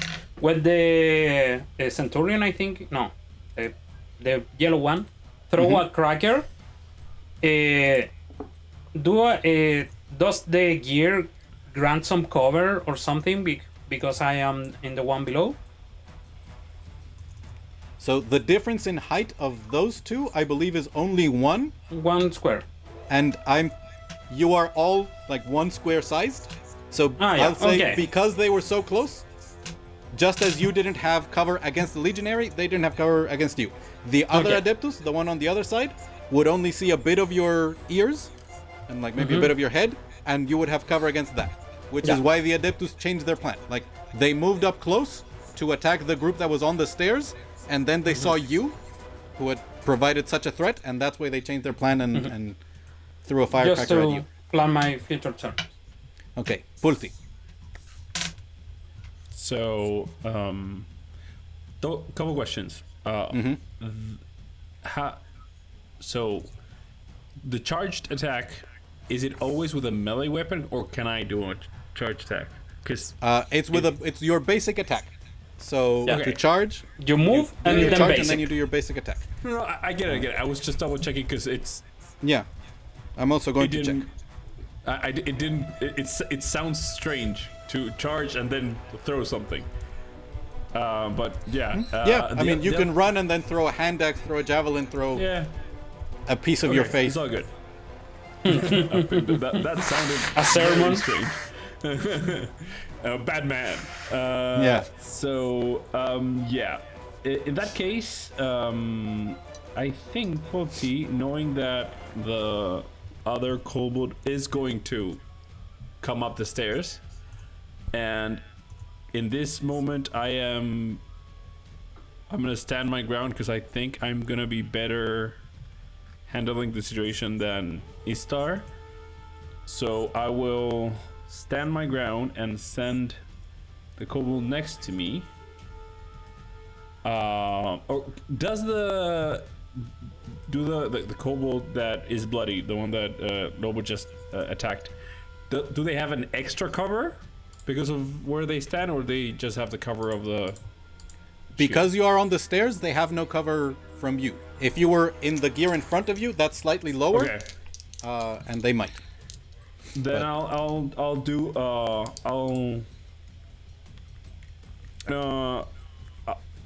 first of all, Pulti grabs a book that you all know. It's a very thick book, and opens it, and you all see it has a hole inside. It's not an actual book. It is all the pages are glued together, and from the book, cards emerge and start floating in the air. And when they float, Pulti touches one and says a prayer and says, in this case, never shy away from an awful mistake, and touches a card, and blessed light emerges from the card. So I'm gonna attack the one that's bloodied, and the that Legionary? Very bad roll. So 6 total. Okay. You see as they shift their shields to try and block it, but some light flows around as the card splits, and you hear a snarl of pain. And the next person that attacks him gains a boon. Just so everyone knows. And I'm gonna roll on the table. The yellow one, that's the one bloodied. that was bloodied. All right. And I gain 1 wrath and 1 virtue. Ooh, very good. So, can I use a... I believe that was your action. You still have your maneuver. And there are free maneuvers and stuff. Yeah. So is anybody hurt? Just double checking. Me and Ragosh. Yeah. Yeah. We're close to. You can see So the Kaya, HP. how much did you... Are you... Oh, I can see your Pretty HP, close that's to good. bloodied. Yeah. So I'm gonna use a free maneuver and tell rise your spirit, foolish friend, and you can spend sorry, A recovery? A recovery. Yeah. Wonderful. As your I'm gonna healing use- grace. Oh no! I'm sorry. That is. No, I can't. If you got one I'm- virtue, you can no. use it. No. Yes, I can. I'm sorry. Yes, I misread a virtue and victory. I'm sorry. Yes, you can do it. Yes. I am sorry. I heal my Dang. healing value. Yeah. Correct. Yes. And And you have to reduce your maximum number of recoveries by 1. Correct. Yeah. So yeah. All And right. that's my turn. And I believe near that is full now. everybody. Yeah. So, I'm gonna do my rage roll. yep. Roll big. Yeah. Be good at MCDM RPG. I need a 2 or higher. All right, that's okay. Come on. Yeah. All right. So your rage is building as you're in the flow of combat, and wounds against you hurt less. And in fact, you can feel the hits that you've already taken start to diminish as your bloodlust rises. And I believe they go first. Yep. Which is the one thing that I need to take into account in this initiative tracker is who is going to be going first. And do we want... Remember that one of them is taunted by me? Yes, who is taunted by you? The legionary, I believe. Yes. Yes. He don't. But yes. You see as the centurion has been this whole time hiding behind the Adeptus, and you see as they raise another pilum, but this time there's a fuse running right up to it, and it's about to explode, and you see he launches it as the Adeptus covers itself with its shield, and there's a detonation, and you see a trail of smoke and sparks be left behind as there's a line that is left. And now I have to turn this around to try and make it work, because I'm pretty sure I can get all of you. As this trail of smoke appears from behind the pilum. Oh, I hate to be this guy, but you said everyone that was standing on the gear at the end of the turn needed to make a roll? Oh, yes, that is correct. So, Sorry. Ragosh, Captain Lobo, and Kaya, I need you all to make an agility resistance roll. I'm good at The that. target number is 9, or you will fall Wait. prone. So I only Agility. click agility? Or Does do I my have- Yes. acrobatics helps with it? No, With this? this is a resistance roll. Just I as Athletics? believe the conduit with higher victories can help with resistance rolls, but at the moment, Wait, and if I have athletics? no. No, it does not. So it's just Okay, so agility it's just straight. resistance. God, Target number is damn it, nine. that's a 9, you just 9. managed. Lobo, as you're standing I facing managed. off with the legionary, Ragosh, you just managed to succeed as you were moving menacingly, and it's starting to lose focus around you, but you are focused as you see the centurion launch a flaming pilum towards you. You are all going to take a bunch of damage, and there is a smoldering line that is created. Kaya, you have cover, which I believe is two veins. veins. So you roll the 2d4s and subtract that from this attack. As you see sparks and embers land, and this line remains smoldering. It's not going to do additional damage, but there is a line of smoke that is emanating, which means creatures can't see through it. Oh, pretty good. And that almost reduces the damage, as there's 5 here, plus 4 is 9. 9 fire damage. To Dragos, Captain Lobo, and Kaya. And I have to see what goes on with Prone. If Prone... Cheat sheet. Prone. 5 damage is the base, right? Okay, Melee cool. attacks So against you have a take boon. This is not a melee attack. So, Prone doesn't make you take more damage.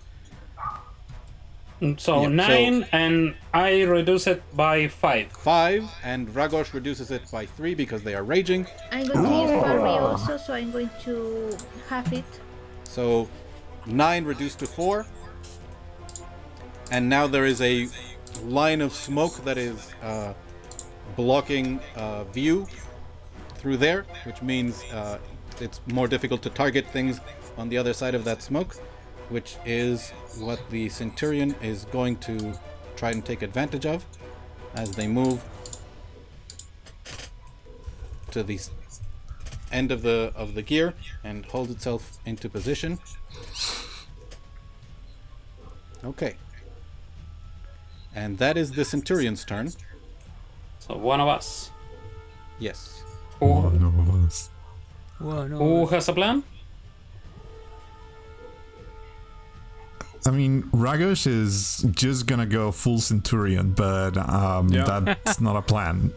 So Sounds like a plan. Go. sounds like a plan. So using the sort of the movement of the gear, and since Lobo said like, oh, have fun, I'm gonna grab my axe. I'm just gonna turn around. And I'm going to look at the Centurion in the eyes, but the eyes are gonna be like on his face as I devastating rush him. So I'm gonna move 3 squares in his direction, and I'm going to add 3 damage to my attack here. Okay. 1, 2, 3. I'm gonna be right there.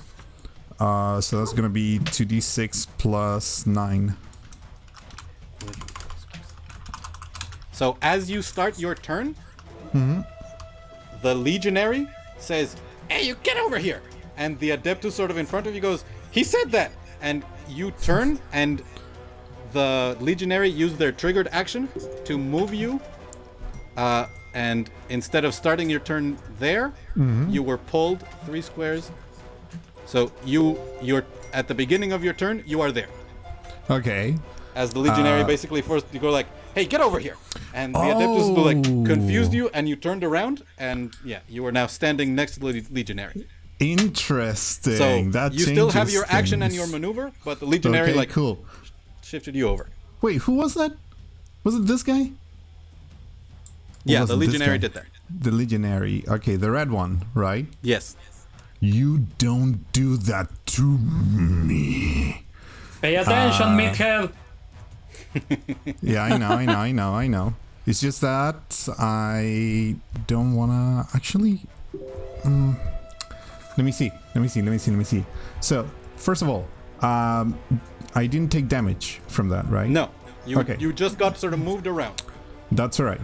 So, I'm gonna use. Yeah, that changed everything. I think Dragos is just going to brutal slam him. In which direction though? Actually, yeah, it's gonna be in this direction, so that he's away from Lobo. So yeah, just brutal slam him this way. So that's gonna ruin all of everything. So he's gonna take 11 damage. No, plus the boon. Oh, I have a boon as well. Yay! Yeah, the one of my attack. Okay, so go ahead Okay, and so roll it's the gonna boon. be. Oh, that's terrible. I'm right, sorry. so 12. That's 12. You see, as the Adeptus tries to put up their shield, and you're strong enough to burst through both, but that reduces the damage they take by 3, and they are still pushed 3 squares, and they disappear through the column of smoke, and you can't see them on the other side. Okay. They are in rough shape. And this guy really made me angry, so I'm just going to walk in this direction because I Okay, haven't used my maneuver. Yeah, I believe you could also use your maneuver to try and knock back a kobold. You could assist one of your allies. You could hinder one of the enemies. Oh, I was here, right? Yeah, you can Yeah, still I was walk, here. but No, actually, There are other they'll be a little bit better. Yeah, so Yeah, I'm going I to believe you were stay there seeing. I was there. Okay. Yeah. So I still need to use my maneuver to get closer to Lobo. So it doesn't really make sense. I'm just gonna follow the guy, but I'm going to get in a better position. So I'm gonna go back to the center. Is this a hole? Yes, the very center is a hole. Okay, so I'm not gonna do that. I'm gonna stay right Okay, so I believe with that you moved 4 squares, which means I think you don't have enough to have shifted that much. You need a speed of 8 to like move without taking chance hits. That's totally true. So I would shift instead behind Lobo. Would that be okay? Yeah, that's fine. Okay, cool. All right, and that is Ragosh. I'm gonna spend 3 insight to say to my director, hesitation is weakness. Wonderful. So that is the magic word that I get to make my turn now. Yes. What does the smoke do? You can't see, but you heard a kobold go "Wah!" and get heated through the smoke. Can I try to attack this guy, or should I? Yeah, you can attack it. The legionary is not prone, so you're seeing through the smoke. I'll say you can see them. All right, I'm going to attack him with I work better alone. And thank you, Ragosh, for not ending your thunder. I don't know if you saw in the camera. I'm going to attack it, and I gain 1 boon. I don't know why. There are no allies adjacent to that legionary. I roll, and I'm using this. So make 15. And I have to do it because that guy taunted me. Yep. And with that legionary expires. Feel free to describe. It's just from the smoke, a dagger into the trachea, and the guy is like, and dies. And then I'm going to use my maneuver to Black Ash teleport. Teleport 3 squares. I'm gonna teleport here, and I'm going to hide. Agility with a boon. I believe the target number is now 12, because one of the enemies is dead. So 16. Wonderful. So you are once again hidden. You're John Cena. And now they get a turn. And it is too bad that you... Alright, so...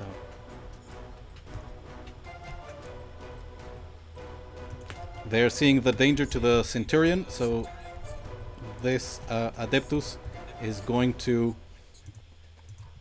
use both its action and its maneuver to mess with Ragosh and Captain Lobo.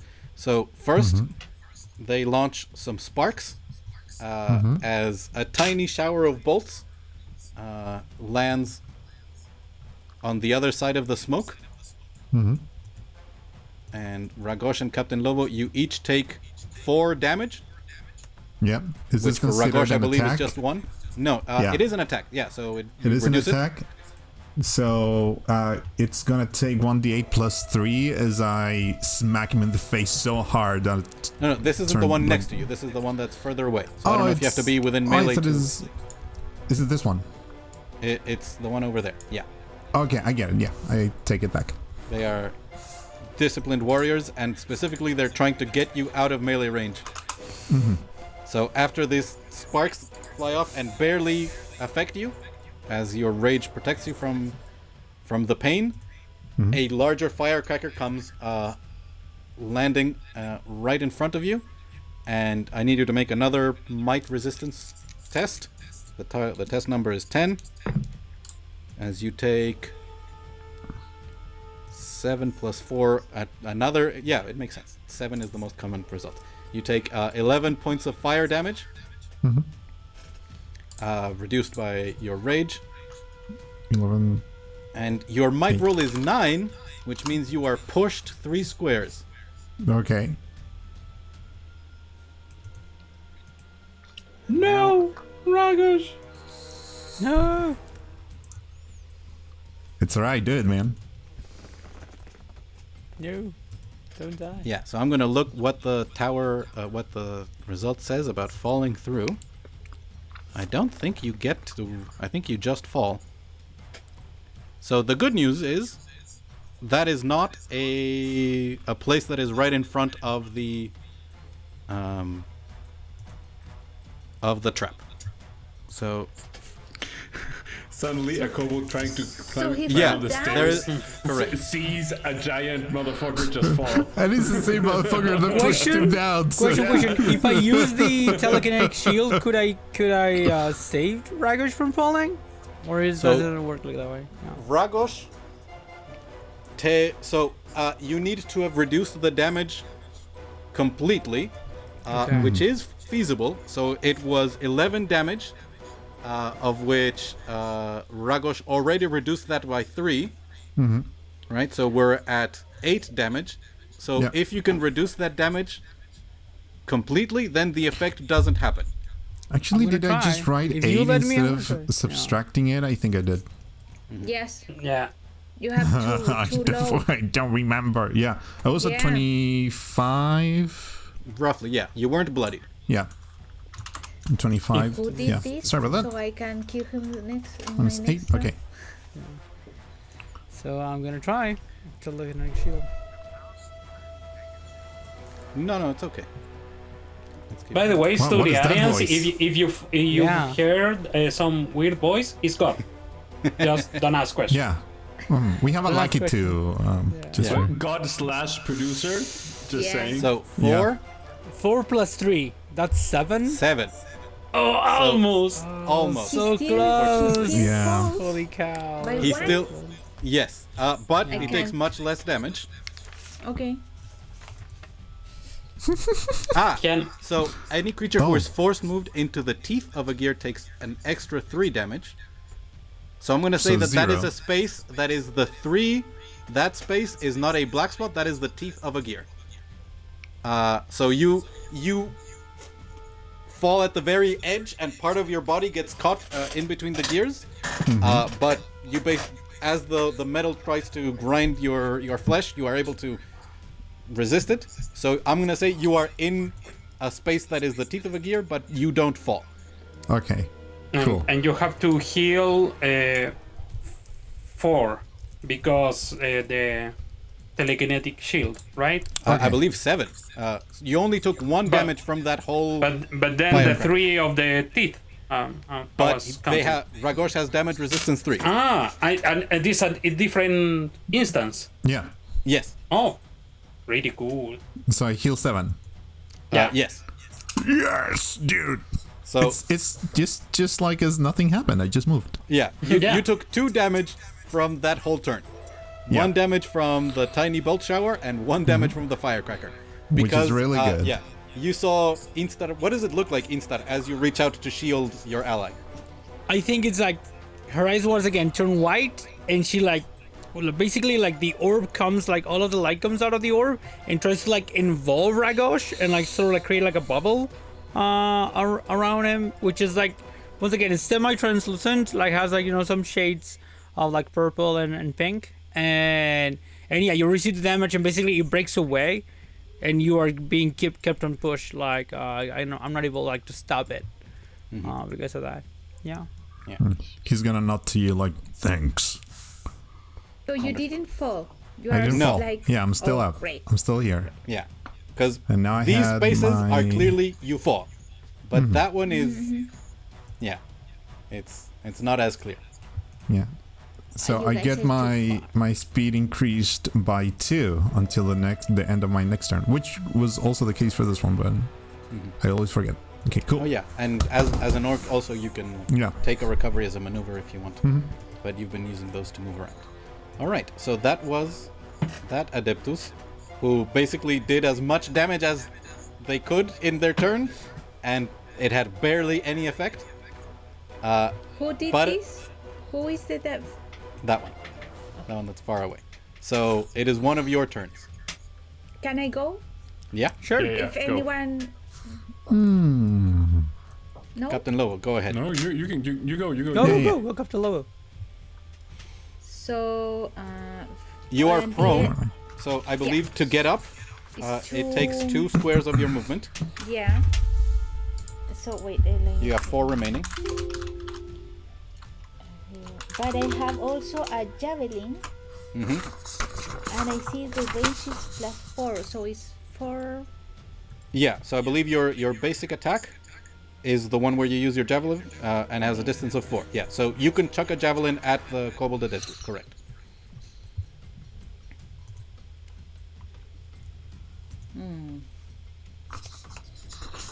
Okay, meanwhile, director, just quick question. Unbalanced is when my health is 0. Yes. Yeah. Okay, cool. And when you are That's all unbalanced, then. you cannot take the recover action. So somebody else has to give you the ability to use a recovery. Okay. Either the tactician or the conduit. Yeah, okay. Cool. Just wondering. So, Captain Lobo, are you... So if I move from this guy who's beside me, I'm going to get an A chance opportunity hit. attack. Yes, which is a d4 plus a little bit. So first of all, I'm going to taunt these two, the Centurion and the other guy. Oh, which I believe you can do by spending a focus Yes, right. to That's taunt. right. Okay. Okay, so because I have 3, so I spend 1 now. So I have I taunt these 2 guys, and I'm going to attack the one who is beside me with a. Do you want to move? Who wants? I don't know if I can give someone to move 3. I think Ragosh is your man. Yeah. Okay, Ragosh, you're it. You can move Aye. wherever you want. So Okay. I'm going to use my positioning strike. I'm going to attack this the kobold beside me. Wonderful. So you gain 1 focus back from using your Yes, positioning that's strike, right. and go ahead and roll the damage. It's positioning strike. 8. Not a lot, but you see as they are now by themselves, they don't Wait. have the ability to... When she attacks, once again, fools find their own way. Add a boon. Yay! So add a d4 So I roll- to that I damage. Add a d4. Yeah. Okay, I'm going to roll here. A 4. Nice. Hey, that's nice. So you see as the Adeptus tries to block with their shield, and still your Warhammer smashes in, and then it glows slightly as it breaks some of the scales, and you hear the grunt of pain from the Adeptus. Still not bloodied, but hurt. So Actually, I still yeah, have a almost bloodied. maneuver, right? Yes, because taunt is a free... So yeah, so... so I you use still have maneuver. 2 to stand up. Yeah. So you still have 4 movement. Or To shove someone. you can... yeah.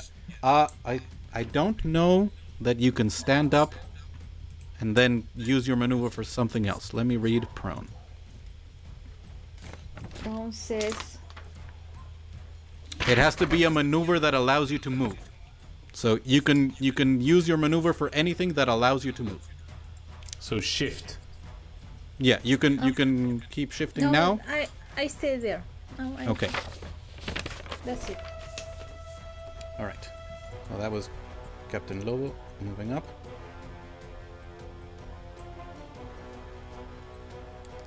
I kind of wish I could use my Centurion more times, but they are not a leader or a solo creature, so I cannot. And there is only the Kobold Adeptus, and I will tell you, because you are getting close, if you can reduce the amount of kobolds down to 2, we move to a dramatic finish where you tell me what you do with the rest of them. You don't have to kill them, although you can, of course, describe that. You could try and capture them or, set them free. There are many things that you could attempt to do. Or you can just, if one of you is like saving up your resource to do something particularly cool, we can leave them with 1 hit point and you still get to do your cool thing. Or we can just throw them downstairs into the trap. So you Constantly. see, the Kobold Adeptus sees you both standing there right in front, and chooses to do the same thing as their. No, he's gonna throw a firecracker right in Captain Lobo's face, hoping to push you away. So I need you to make a resistance. Oh, is the other one? The other one. Oh. But either way, it's against you, so they wouldn't have the banes. Ooh! Oh no! I crit. So I need you to make a might resistance roll, but this is very important. I believe you haven't parried yet, so you can choose to resist these 11 plus 4, 15 fire damage. Wait, I have to make first a might Resistance roll. Yes. Okay, I'm going to run. 11. 11. So this firecracker explodes in your face. Like, you can't escape it. You take the full brunt of the damage unless you parry. It's 15 fire damage. Parry. Okay. I'm going to parry. So that is reduced to half, 7. Unless you spend focus to reduce it even more. Bless you. Yes, I'm going to use one. Okay. Focus. So I think you get to roll. Wait, where is it? A D8, if I'm not mistaken. I have D6. to roll D6 plus 3. Plus 3. 1 D6 plus 3. Come on. So 6. Let's go. Let's go.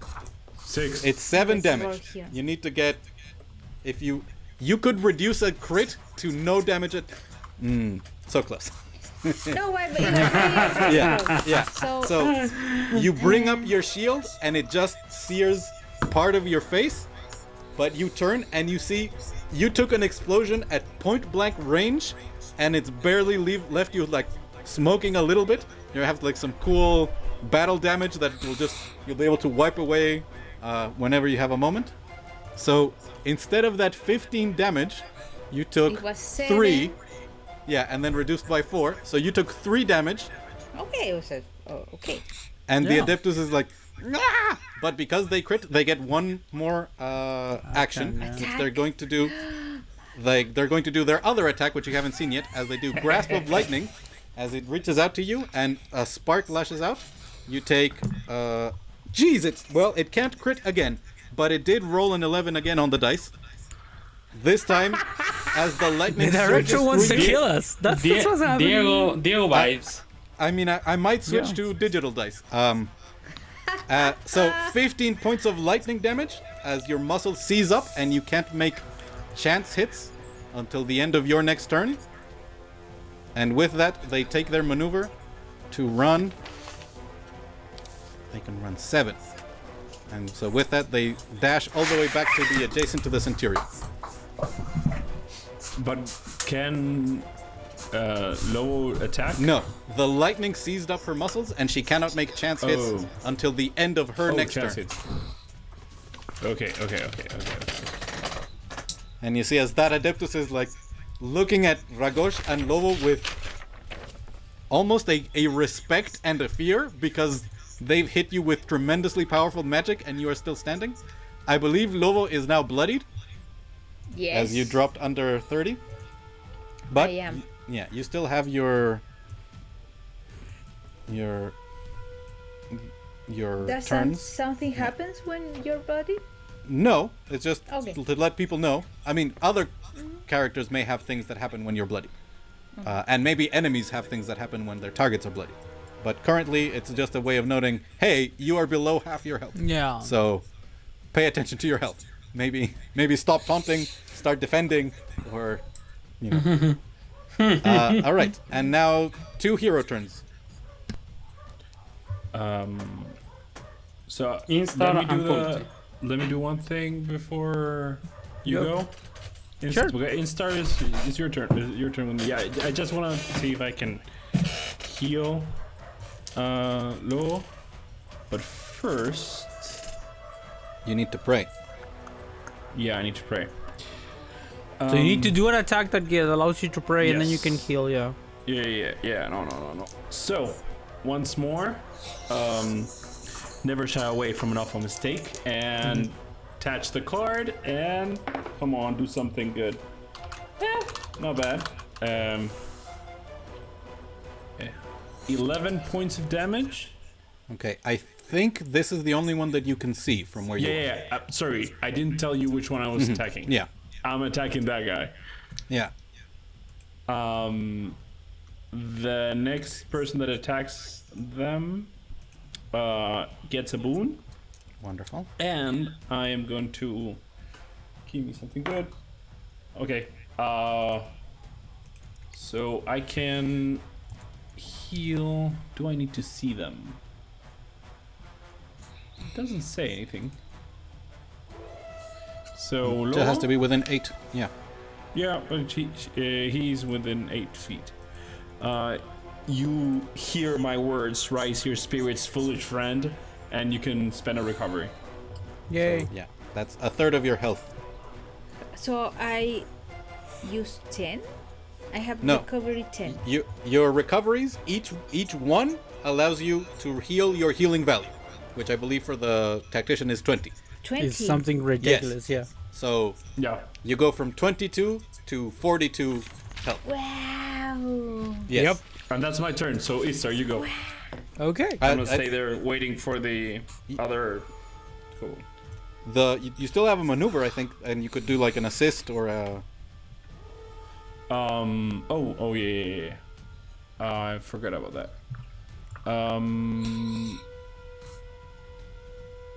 So yeah, I'm gonna assist you, Ishtar, if you're gonna attack someone. Yeah, I'm gonna Thank assist you. you. Okay. So, question, director. Do I have line of sight to this Kobold Centurion? Unfortunately, no. There's a line of smoke in front of you that's blocking it, but you can Okay. just move slightly, Yeah. and you'll be able to So- see through the smoke. I didn't want it to move. So I'm gonna use actually all of my movement here. 5, 7, yeah. Just gonna move there then, so I get a better view of the battlefield.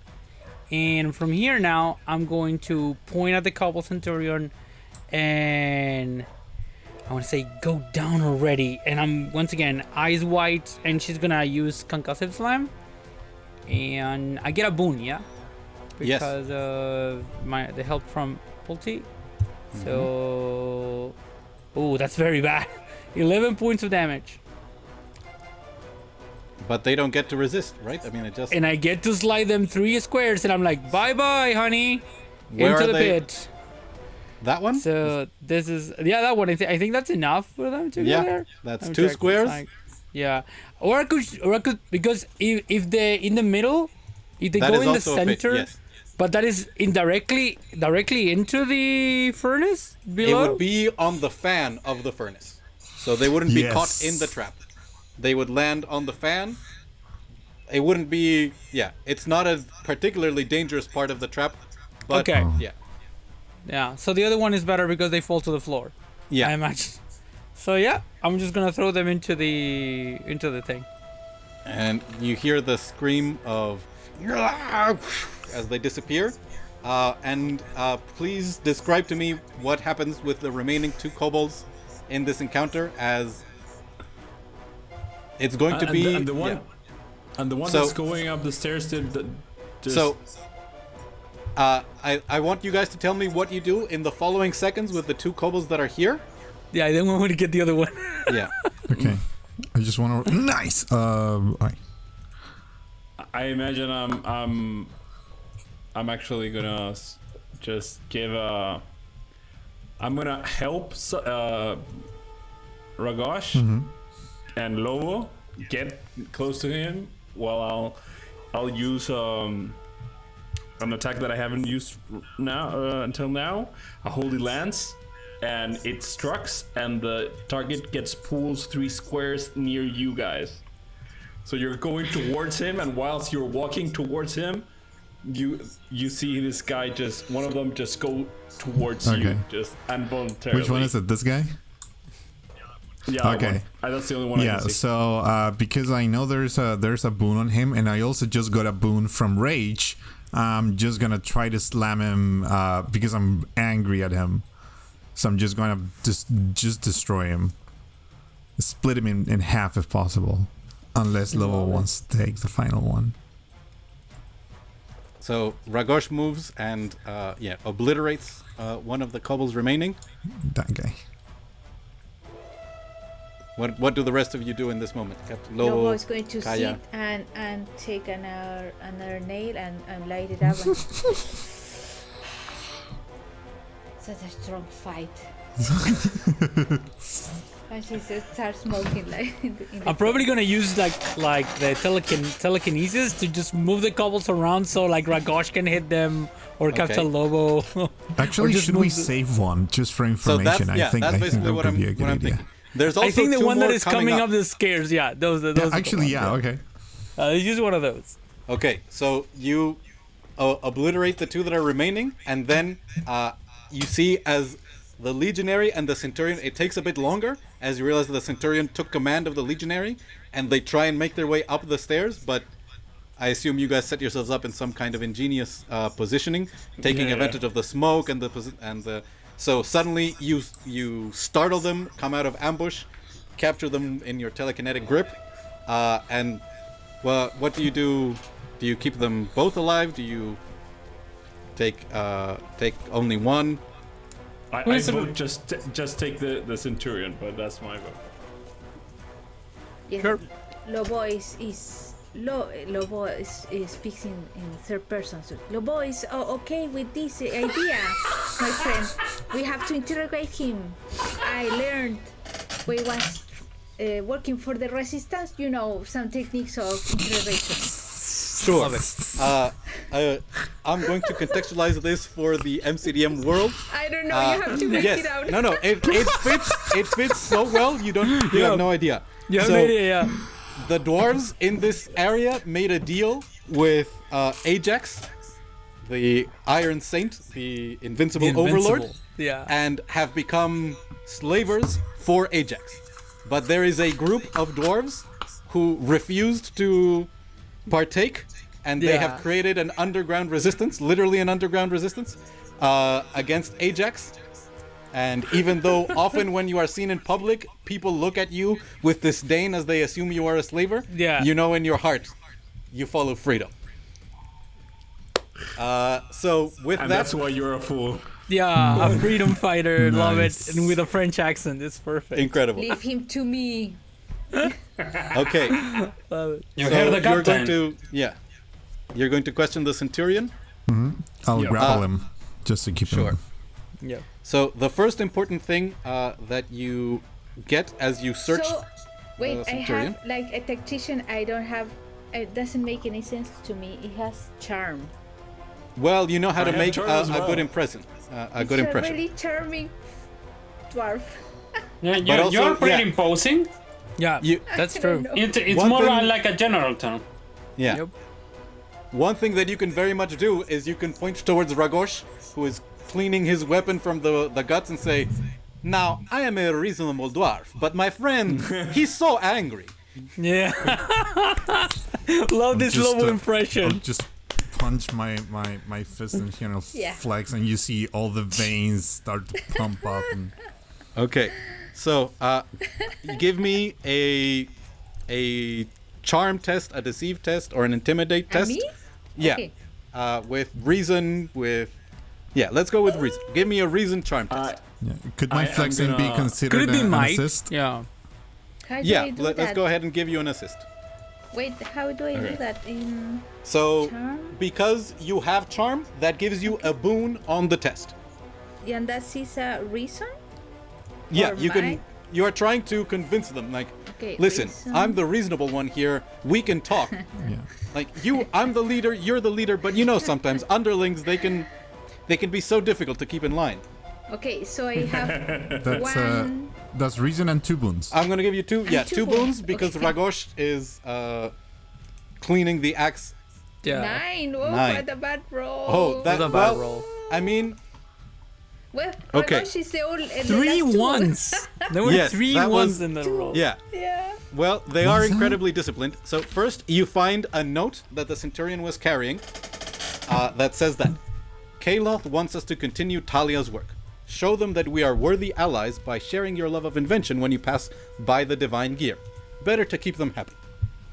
And there's a couple of things that spark there with you. Like, you don't know the name Kaloth, you don't know Talia, but divine gear, you look up at the shining massive gear that is emitting light above you, right at the very edge of where Pulti extended her human senses, and you realize, oh, whatever Kaloth and Talia are, that's the divine gear.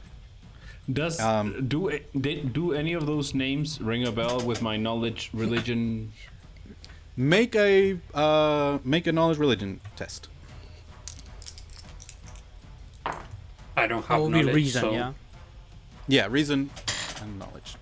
So a reason test with a boon from your religious training. Yeah. So I didn't roll that well.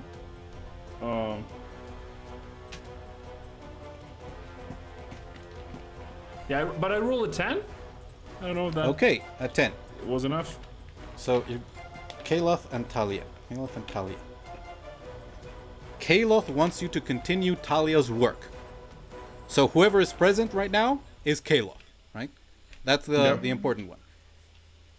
Show them that you are worthy allies by sharing your love of invention. You're thinking, there are angels of many concepts. They are not limited to good and evil. They are, you in particular, for instance, follow a much more fate-oriented branch of religion.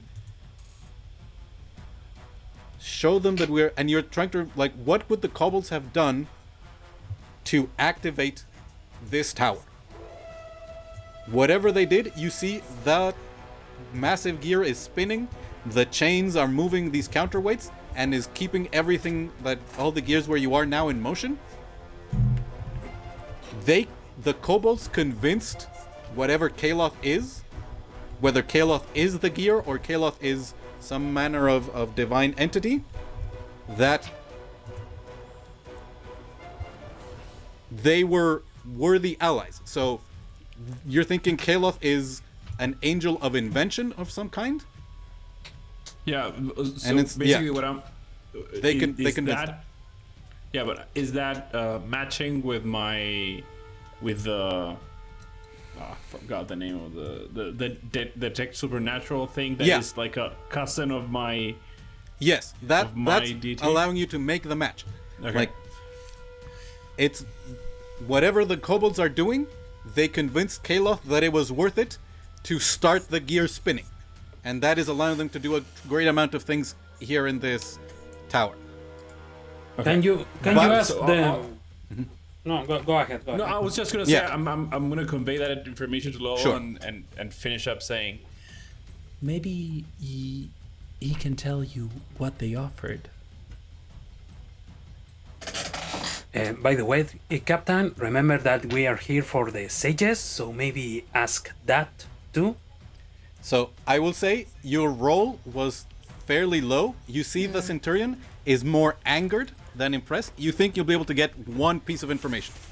So you could ask about whatever is going on with that divine gear, or you could ask about the sages. But you If think that's it's the going case, to be... I'll give with I'll ask about the sages. Kaya. You see, as this sort of kobold sort of accepts defeat, but there you see a confidence in their eyes that however strong you showed yourself to be in this combat, they are confident that you will fail. But they don't give you any information about that. But let's go. We follow the rules of war. They were not combatants. They are prisoners. We keep them safe. We keep them fed. Of course. Is this Where? a typical kobold? In this Yeah, world, I mean, think they are. You Yeah. you realize this is one of the kobold leaders Okay. of this squadron in particular, and there is a certain amount of. They would have happily killed you, but also if they could have subdued you and captured you and interrogated you, much like you are doing to them, they would have. And they captured these sages. You don't know if they're interrogating them or if they're putting them to work, but he is being honest when he's telling you, yeah, they are safe and they are fed. Like, so they are alive. Do we kill them I now? take a cigarette, I mean a nail, and I give it to him. I light him in my cigarette. Say, we can see that we understand each other. We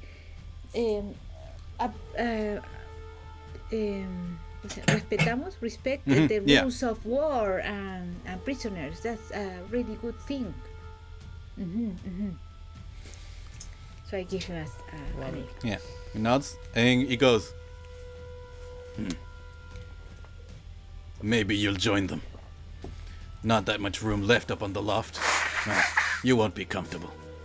And he sort of leans back, and the kobold is accepting that you're going to kill them. You can continue trying to interact with them, but it's going to be more difficult. And you have to try something other than charm. So you could attempt to deceive them, maybe promise them that you'll set them free. You could try and intimidate them even more. But it's going to be more difficult after this one test. No, I look to my friends and see if they want to try something else. I'm saying this out of character. I only have deceive, and I don't have that Yeah. very good presence. So maybe I can make an argue for a reason deceive. I mean, we can break their knees also is an option, you know. That would be an intimidate. You can certainly use reason to deceive. Like try and convince them that it's I want to ask a for the purpose of everybody. Director, I want to ask a question. Can I roll? I have knowledge magic. Could I use that to identify maybe the names, Kaloth and Talia, or is that is not something within Give me a knowledge, a reason knowledge test. Cool. I'm going to tell you the target number is 13. Oof. Yeah. Hard. Yeah. So let me see. So that is reason. Let's go. Oh no. 11. It's So 11. close. It's teasing at your mind. Like maybe if you had access to a library that you could reference, you might be able to find. But they are not of large enough renown, or maybe they were from so long ago Exactly. that Yeah. it's not coming to your mind at the moment. Sure. So do you just let this kobold? You could leave them tied up here if you want. Yeah. Also, there is still the trap at the bottom. As you look up, the gear itself is spinning. You realize that the stairs keep going around. There's no, you're not seeing like a ground to stand on. So there is continued danger of keeping the fall going. Wait, but a question: If I use the detect supernatural again, does the presence stay on? Yeah, on the it's same right height? above you. You are maybe 4 squares under this massive celestial entity. Okay. Oh, I'm gonna get us out of the combat music as we return to the sound of the tower. I mean, Does the writing on the note looks like? It looks recent. It's, No, but the calligraphy, like is it hasty? Is it no, it looks like this is something written on a desk. It does look smaller than you would expect from a human or an elf. So, like, they had to pack in more words onto a small scrap of paper.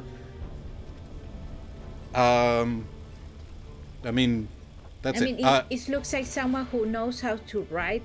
Like Yeah, someone who a good clearly knows how to write, calligraphy. and clearly someone who is either equal or higher rank than this centurion.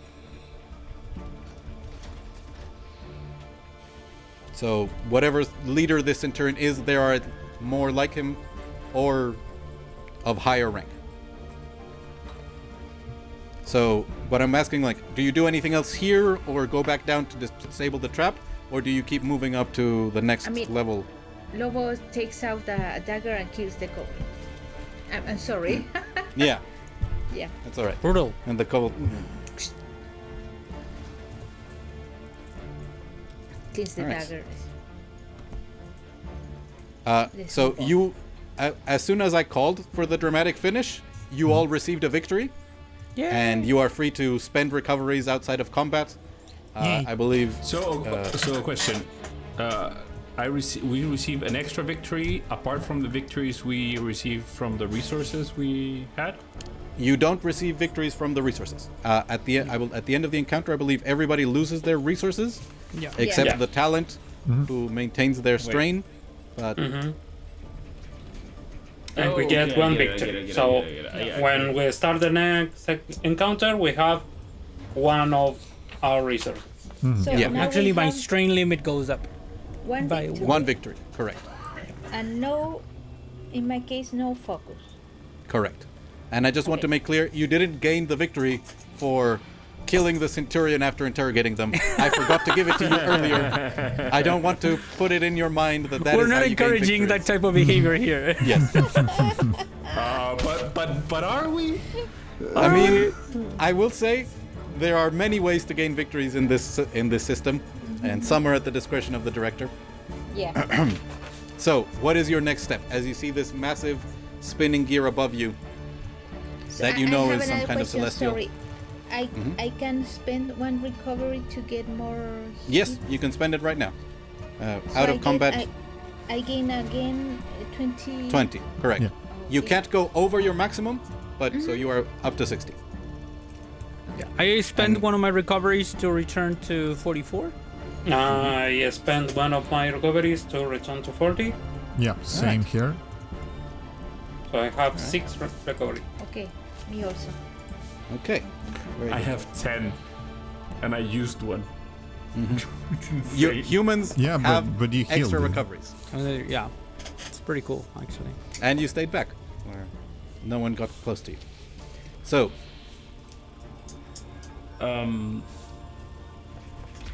Okay, so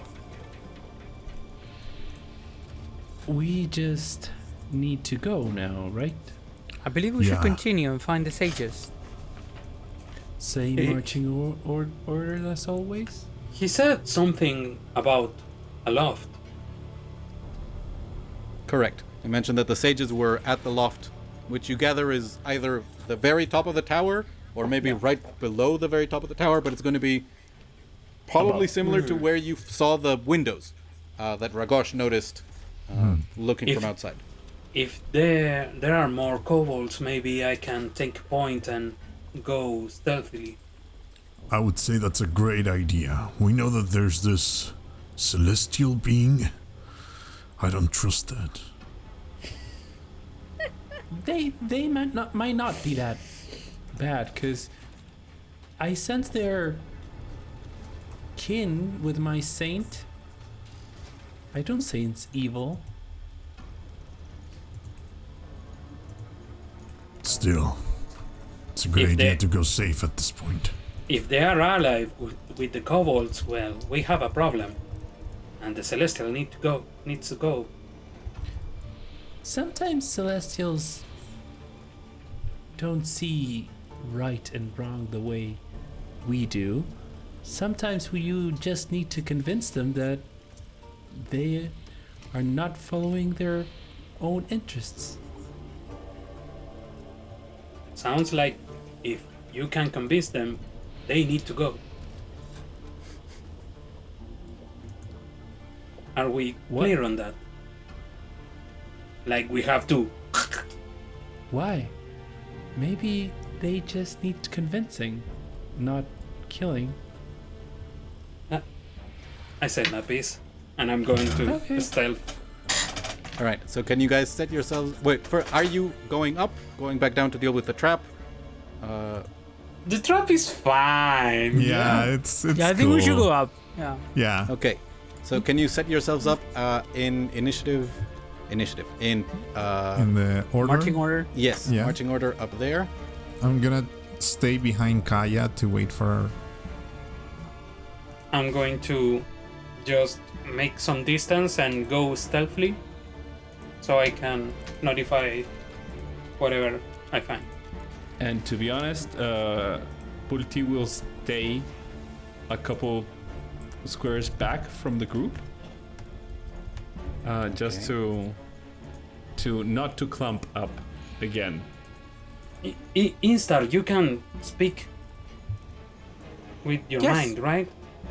Of course. Okay. And once again, she started moving her How lips, that and you works. hear it on your mind.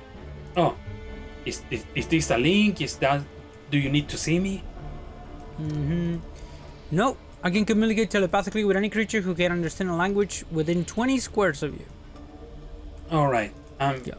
Keep yourself in my mind so I can I relay sure the will. information. Okay. Istar, Oh, no, sorry, that's come not with the one. me. Istar, come with me. Don't be that close together with the others. Okay. Basically, I'm trying to separate the group in. Yeah. Avoid hug the wall. another bomb, like going off and hitting Exactly. everybody. Yeah. I don't want that. It Whoa, didn't feel good. where did Ragosh go? I don't know. I wanted to hug the wall and then I disappeared. Ragosh got adopted. Yeah, I just Ragosh went fell off out of the tower. I just no clipped out of. No. Do you remember what your hit points were? Uh, You were 40. 40. Yeah, 40. Yeah. Okay. Let me copy you over from a different floor. Okay. So is this your marching order? I wanted to stay Okay. here. Ragosh is always gonna go front unless someone else wants to, but I just want to hug the wall. Okay. I'm trusting that I'm not going to be seen, so I'm going near the guardrail. Okay.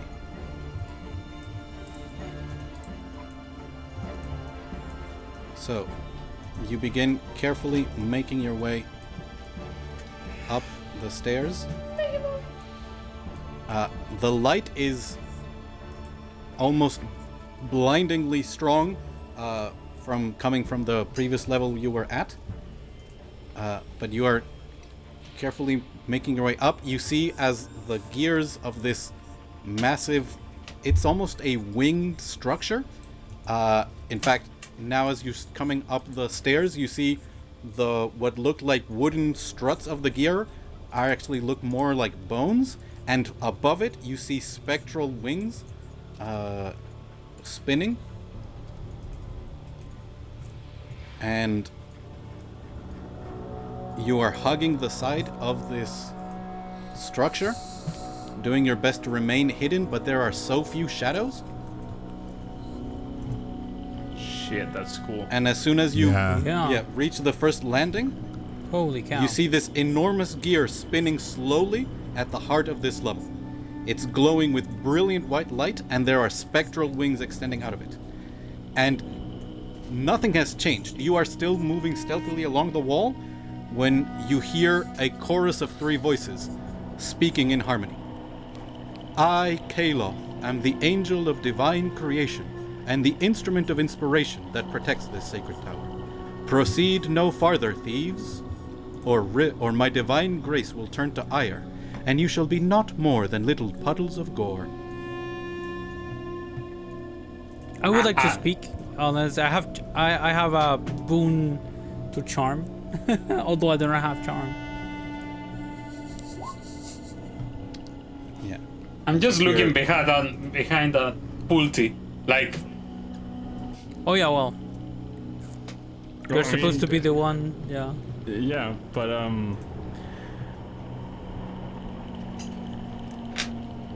We didn't come here with intent of stealing. We came in with the intent of protecting. Yes, Can we are you looking give for us- some sages. Yeah. Go ahead. Can you give us the passage so we can protect the sages that were here? So, by explaining that you are not thieves, you have avoided immediately obtaining the ire of the angel. As Pulti, you realize this is not a full angel. This is... Divine beings are not necessarily omnipresent, but they can be multi-present. And in this moment, there is a fraction of the angel here. A refined essence of it. And what you know is that they will not have the power of a full angel, but they are still part of the angel. So anything that this essence knows and says, the full divine presence of the angel itself will know and be aware of. But you know that if this came to a conflict, perhaps you might be able to defeat it or drive it back, and you wouldn't be harming the larger existence of the angel, but this essence would fade from the world. So we are moving into a negotiation with the angel, and it has 2 stats. Interest, which determines what they are willing to give you, which at the moment is, I am not hurting you, just leave. And patience, which is how much it's willing to listen to you. And right now its patience is at 3. It's not an angel of violence or destruction. It's, as it said, the instrument of inspiration and protector of this tower. Now, you have explained you're not thieves, so it's not attacking you. You do have a couple of bits of information about this creature, but the way this works is there are arguments you can make to this creature that will just work. You won't have to make any roll. If you are able to deduce what motivates this creature and make an argument that appeals to it, you just get a good result. Like, that works great. But also, there are arguments and facts maybe that if you bring up will draw the ire of this creature, and you will immediately lose a patience without making an argument. And everything else in between, all the great ideas that you may come up with, will be a skill test. Once again, I have this knowledge of monsters. I don't know Yes. if this is a monster. And you can tell from its... wait, I have his... sorry. His strength, weakness, and whatever. So... But I have to make a roll. Oh, okay. It's a Sure. skill. It's a skill knowledge where I have to make a roll, and I can know more things about. Okay. Maybe I can So discern. make a reason test with 1 boon, as you are trying to gauge this celestial entity as a monster to be fought. Like, what tactics would work best against it? Reason. Can I try basically do the same with religion now that he has presented himself? Sure. Give me a reason I'm going to roll my dice. knowledge because test. the other dice hit me. And I'm going to give you a boon because you have some information already from this entity, Pulti. Okay, that's not bad. I rolled a 12. A 12. I So rolled a 14.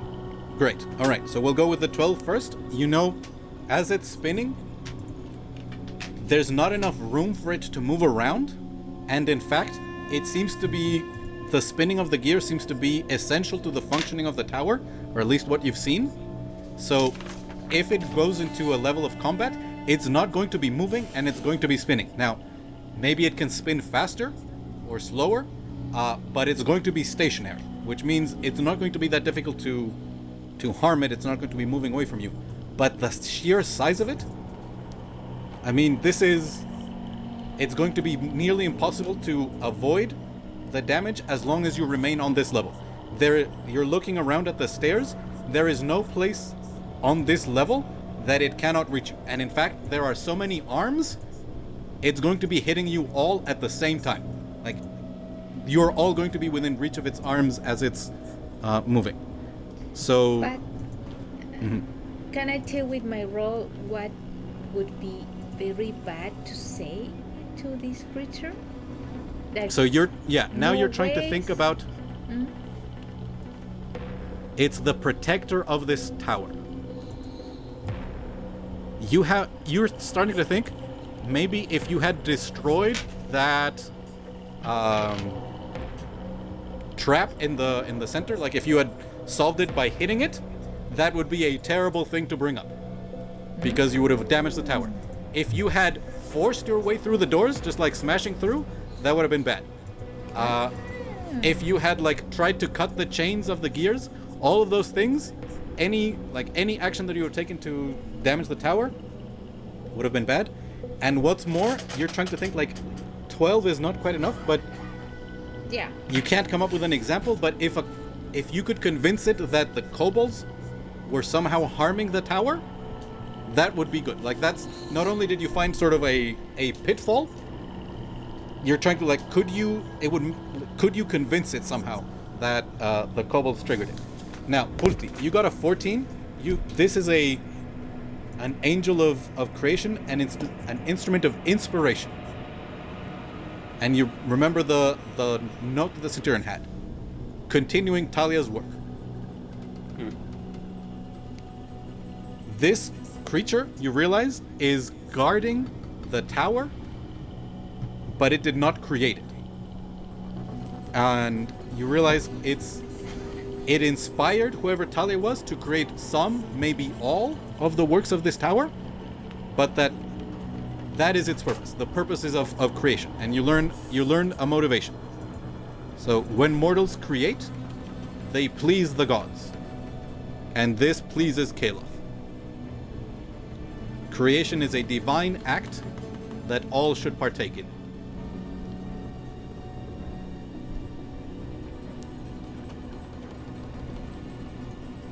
So, if you can basically, and you realize, like, that's the context of the note.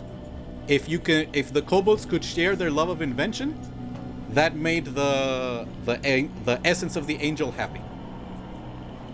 Yeah. And right now, the angel is not letting you pass. It is not attacking you because you told it you are not thieves, but you need to at least get it to convince you to let you pass. Director, meta question. Sure. Does the art reflect the description of this entity? You mean like, the because blood I see splatters? bone. No. Exactly. Okay. There is some bone exposed, but there is no the splatters of blood are not described. Okay, so it doesn't look like it's been damaged in some way. No. Really. Okay. I'll put the description of the room as well. Um, The enormous gear with the spectral wings.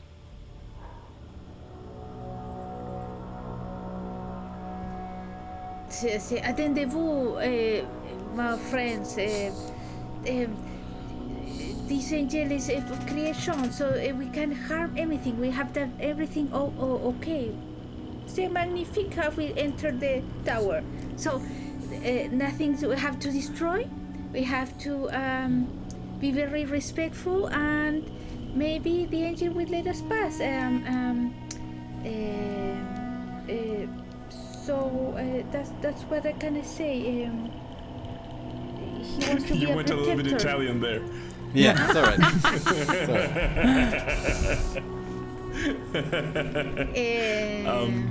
If you want So to, I Pulti- can say that to the angel. Yeah. I will actually step a bit in front because Pulti actually said to negotiate and say,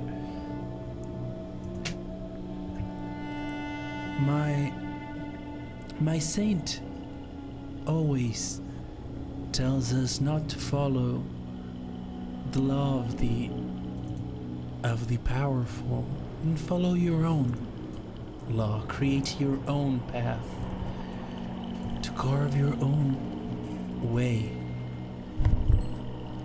And that is what we've done here. We haven't harmed your tower, and we haven't stolen anything. We understand that Talia's work is important to you. If we save the people we came here to save, maybe they could help you continue that work.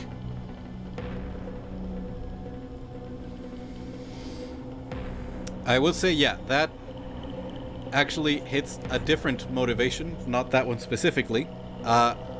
You see, as the concept of honoring the work of Talia and furthering it with the help of the people that came here, the sages. You see, as Kayla's voice expands and says, "Perhaps you will create something worthy and extend your legacy through the future. I am willing to let you pass." Now, with that, their interest goes up to 3, you could continue. There is the angel remains patient. You could try and get more. You could, if you perhaps convince them to side with you against the kobolds, you could gain information about the tower, information about your enemies. And one of the things that Pulti knows is that divine entities are often able to bestow blessings, but that would be, I mean, you would have to really get it on your side for that. So, do you want to just say, okay, we got what we needed, we can pass, let's just move forward, or do you continue pushing? But Pulti looks towards everyone and says, The pass is granted. Your greed is up to debate. You can speak. go. And that is our mouth. Noble, Ragesh is gonna go like, I'm good. Noble Caleb, if I may ask, can you inform us how the Kobolds have been an ally to you in preserving and continuing Talia's work?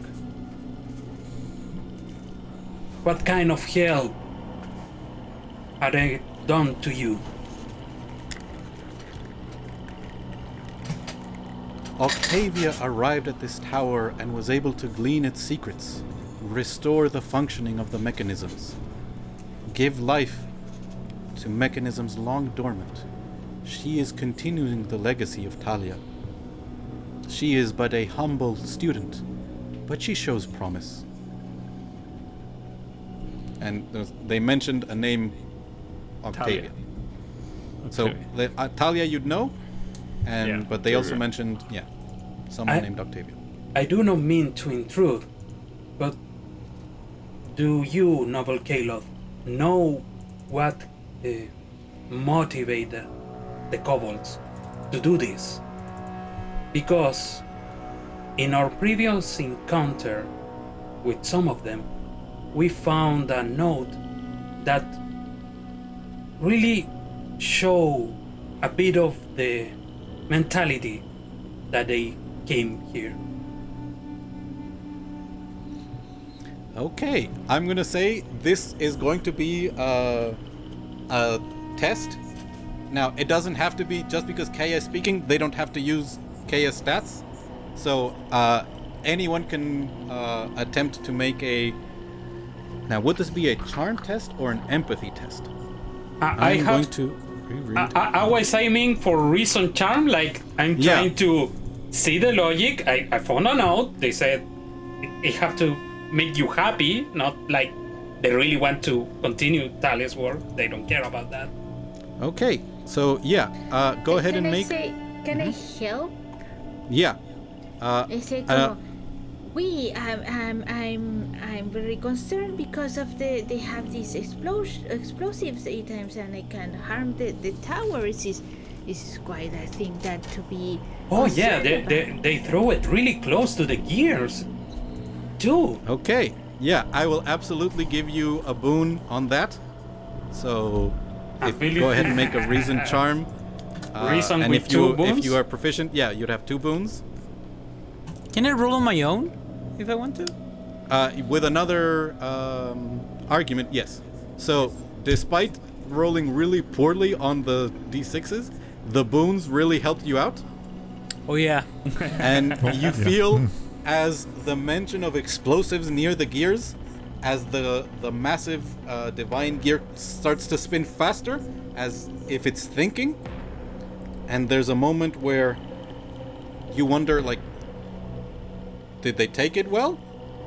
And then it slows down again. And he goes,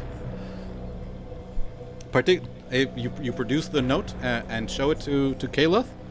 And he goes, it appears I have been misled. And you see you feel as their interest shifts more towards you, they are losing some patience as they now think, oh, maybe the tower is in some danger and I haven't been as diligent in my duties of protector. So they want the situation to be resolved a bit faster. But so that was a success. They're now at interest of 4 of a maximum of 5. Their patience is 2. And it's not until it reaches 0 that things get bad. But their interest is high enough that patience of 0 is not suddenly it attacks you. It's now you need to get going. You need to like get rid of these kobolds. So Kaloth goes,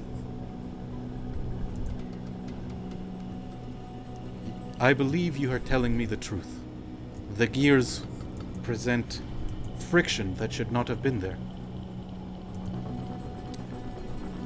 I am willing to give you information on this tower so that you may preserve it in the state it was intended. So, it will describe that there are 6 floors of this tower and a roof.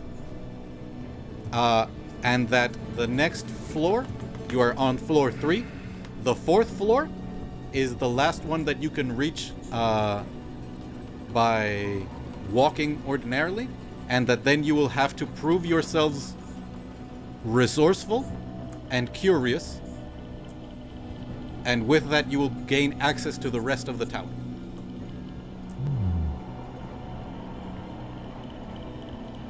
Instar, do you have something to get that interest to 5? I will say, if any of you have a craft skill, and you could show your... Okay. I have carpentry. I have a blacksmith. Okay, so... We can do something. I will say, what have you done in your travels? Like, what have you used that to create? Have you whittled? Have you...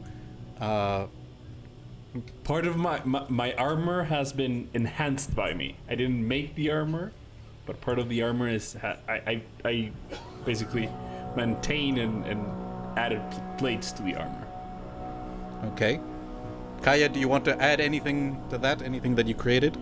I have some charms hanging from my hair that are little carvings on little cats representing my daughters. Okay. With that, you see as the spinning of the gear slows down, and you realize the gear is continuing to spin, but the wings have paused, and then they grow further and they embrace you as you are touched by a mote of inspiration, and Kaloth goes, you may not be inventors, but you are creators. I trust you will succeed. And you have received a divine blessing as the interest has reached 5. Yay! So any hero who has spent recoveries regains a recovery. Awesome. Cool. I have 7. And yeah, Kaloth will grant you further information about the layout of the tower, which, as midnight fast approaches, means that I am going to share with you maps and some brief descriptions of the levels to come, and you will have that information for the second session as we wrap up this event, and you find out who is Octavia, where the sages are specifically in the loft, and what did Kaloth mean. Well, I mean, you'll have some more information as you see that the stairs stop in the next level, and there will be additional challenges to overcome to continue going through the tower. Cool. So, thank you very much to anyone who's still watching. Yeah. I had a great deal of fun running this. For sure. I hope you guys also had fun. Yeah, Yeah, that it was was good. pretty Yeah. cool. Yeah. That was great. It's, And- it's amazing. yeah. It's amazing. You that all this is- gain a this is the victory. first level. Yeah. Another one? Yeah. Yes. Another one? You are now at 2 victories from negotiating with Kaloth. We get a Let's victory. go! That's cool. Yes. All right. Yeah. Awesome. One more and we are online. Exactly. Uh-huh. So, yes, this is not necessarily level 1. They're not sure Yeah. if this is too complicated for level 1. So this might be 2, or this might be 1.5. Like, some classes might be this complex, some might be simpler. And again, literally anything could change. There are currently 6 characteristics for the characters, but I believe they are having a meeting in January to discuss, is 6 the right number? Do we even need characteristics in this game? So, yes. The goal of the game will remain as a fun monster fighting game with powerful heroes that can do cinematic stuff. But the entire system could change. So, yeah, I hope everyone if had by fun. any chance someone that it's on the MCDM team is looking at this, the bottom line, this shit is fun.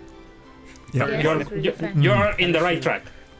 Yes. Yes. Yeah, whoever is watching, whether you're MCDM or not, thank you so much. Remember to like, share, subscribe, leave a comment. You know, if you want to show somebody how awesome this game is, you can show it here. I think we did our best to maybe show you how cool the characters are, how easy it is to play, and yeah.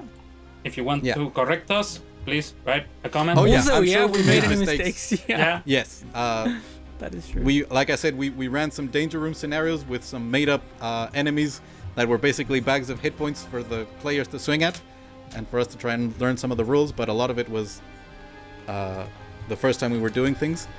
And the maps, of course, are from the amazing Cze and Peku, and I believe they're available as a clockwork tower on their site. And I also want to shout out some of the members of the MCDM community who created the macros that we're using for the Roll20 tokens. Yeah. Lifesavers. Lifesavers, useful. Yeah. absolutely, Yes. yeah. Much thanks for that.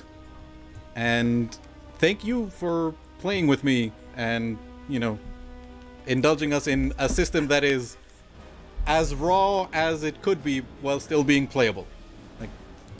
A pleasure. And thanks to the person that made the character sheet in Google Drive. Oh, yes. Also from the It's Discord. very good. Yes. Thank you very much. It's very useful. Yeah. Wonderful. So, All right. With that, we'll see you next time probably in a couple of weeks as we finish this playtest and see what it looks like when you have some more victories with you in combat. Exactly. Yeah. Bye. I can't wait. Bye. So good. Yeah. Goodbye. Bye. Bye, everybody. Bye.